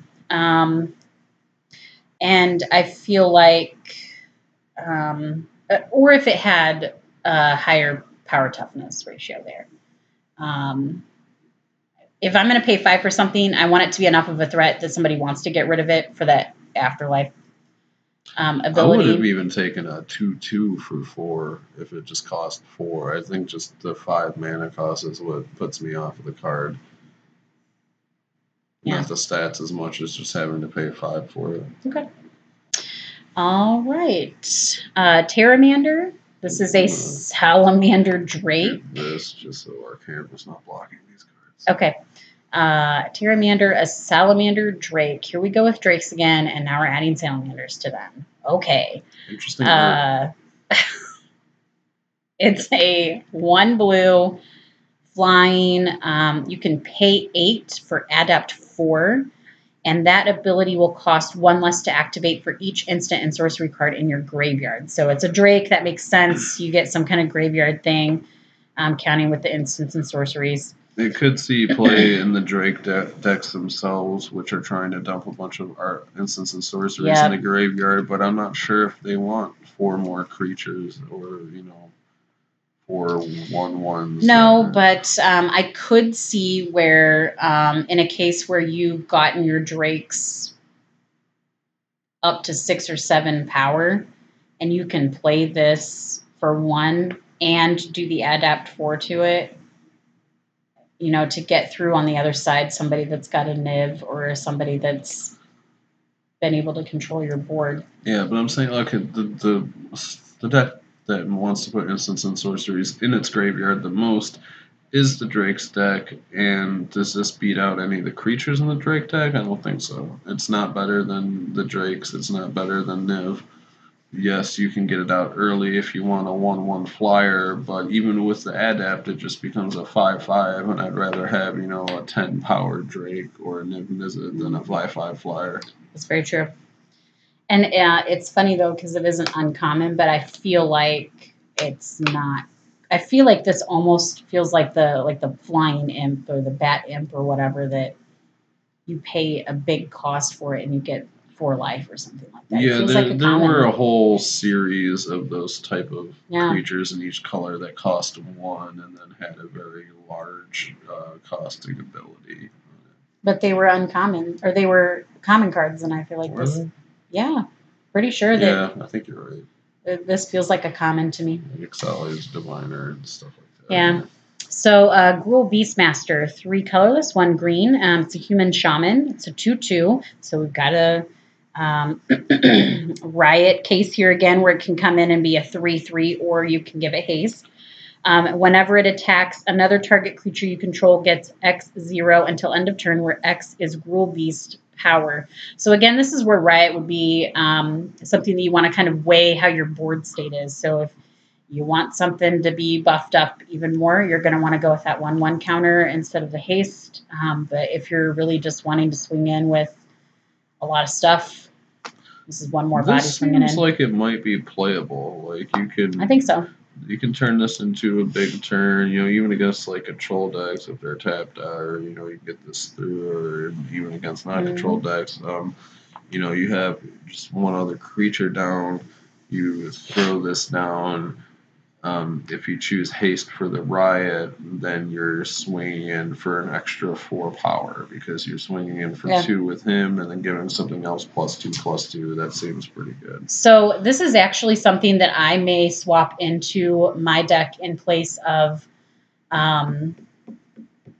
what is that card that I've got in there that's 3? It's trample. I can't remember the name of it, but I don't like it. It's coming out, but I might put this in there instead because this would work really great with my Captain Lannery Storms. So in some cases, I want to bring it in. I want it to have haste. I want to swing in because I want to use my Rada to get the mana. In other cases, I want to give my captain more power. Okay. I like it. Next up, we have Rick's Mighty Reveler. It is a bear. 1 red, 1 colorless, 2/2. It's got a spectacle cost of 2 black and red. Oh, that's interesting. And when you it enters the battlefield, discard a card, then draw a card. But if its spectacle cost was played, you discard your hand and then draw 3 cards. So this could be really good in Rakdos decks that are aggro, low to ground, they run out of gas. This is the last card in your hand. You play this, discard your hand, which is nothing, and then draw 3 cards. Yeah, and this is one of those cases where that may cast for the spectacle cost is really relevant because if you've got a lot of cards in hand and they're good, you don't. That's a time when you don't want to pay the spectacle cost. Even in the case where you're not waiting and playing this last and doing that, even if you're playing it on turn 2, just discarding something you don't need and drawing a card and getting a bear in the process, that's really good too. This is a good card. Yeah, I like it. I like it. And I love the artwork on this one. Yeah.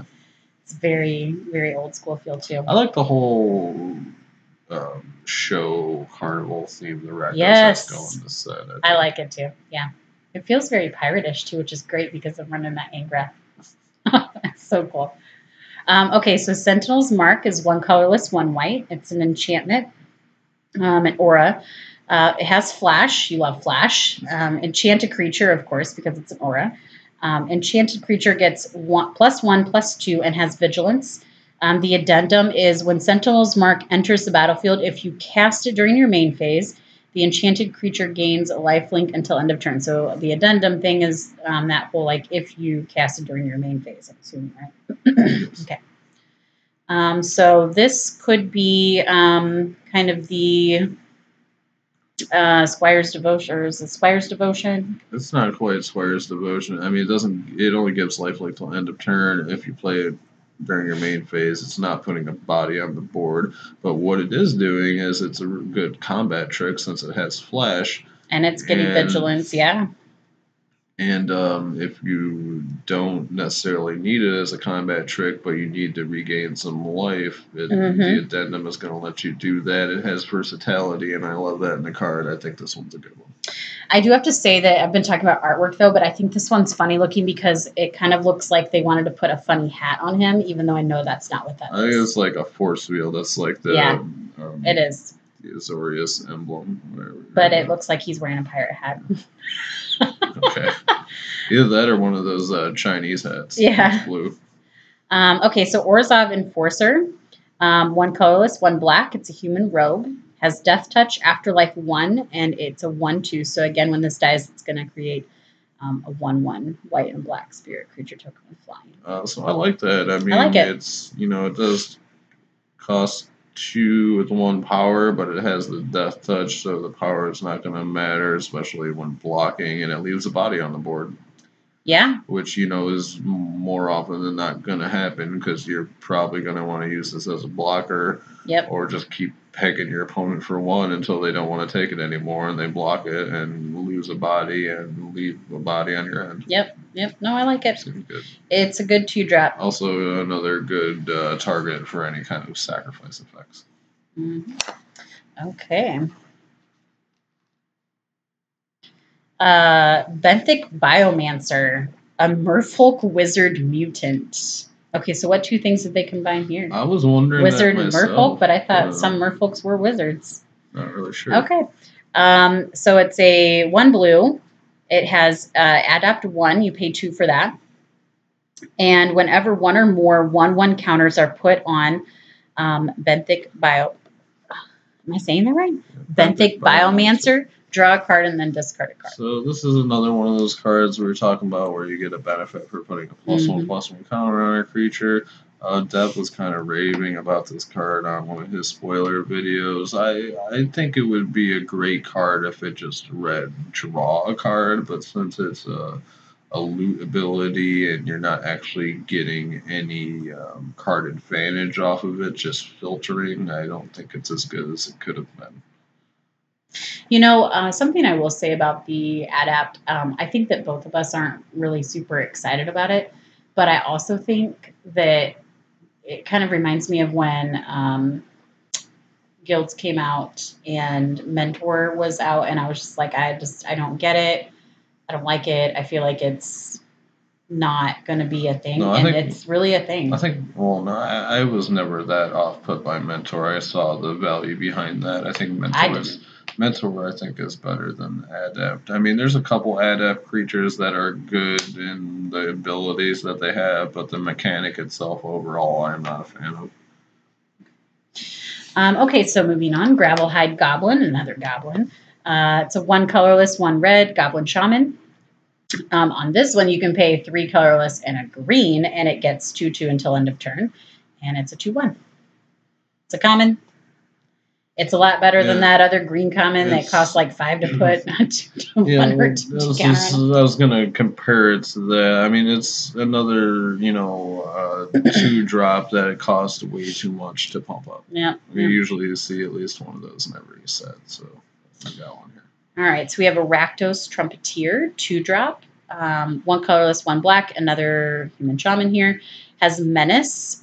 You can pay 3 and a red, and it gets 2/0 until end of turn. So again, we have a thing there, and it's a 1/3. I actually like this one more, even though it does have the overpriced pump up. It does have Menace, so at least it has some kind of evasion, and it has a higher toughness. So yep, I think that's better. Still not a great card, but I like it better than the last one. I'll say that at least.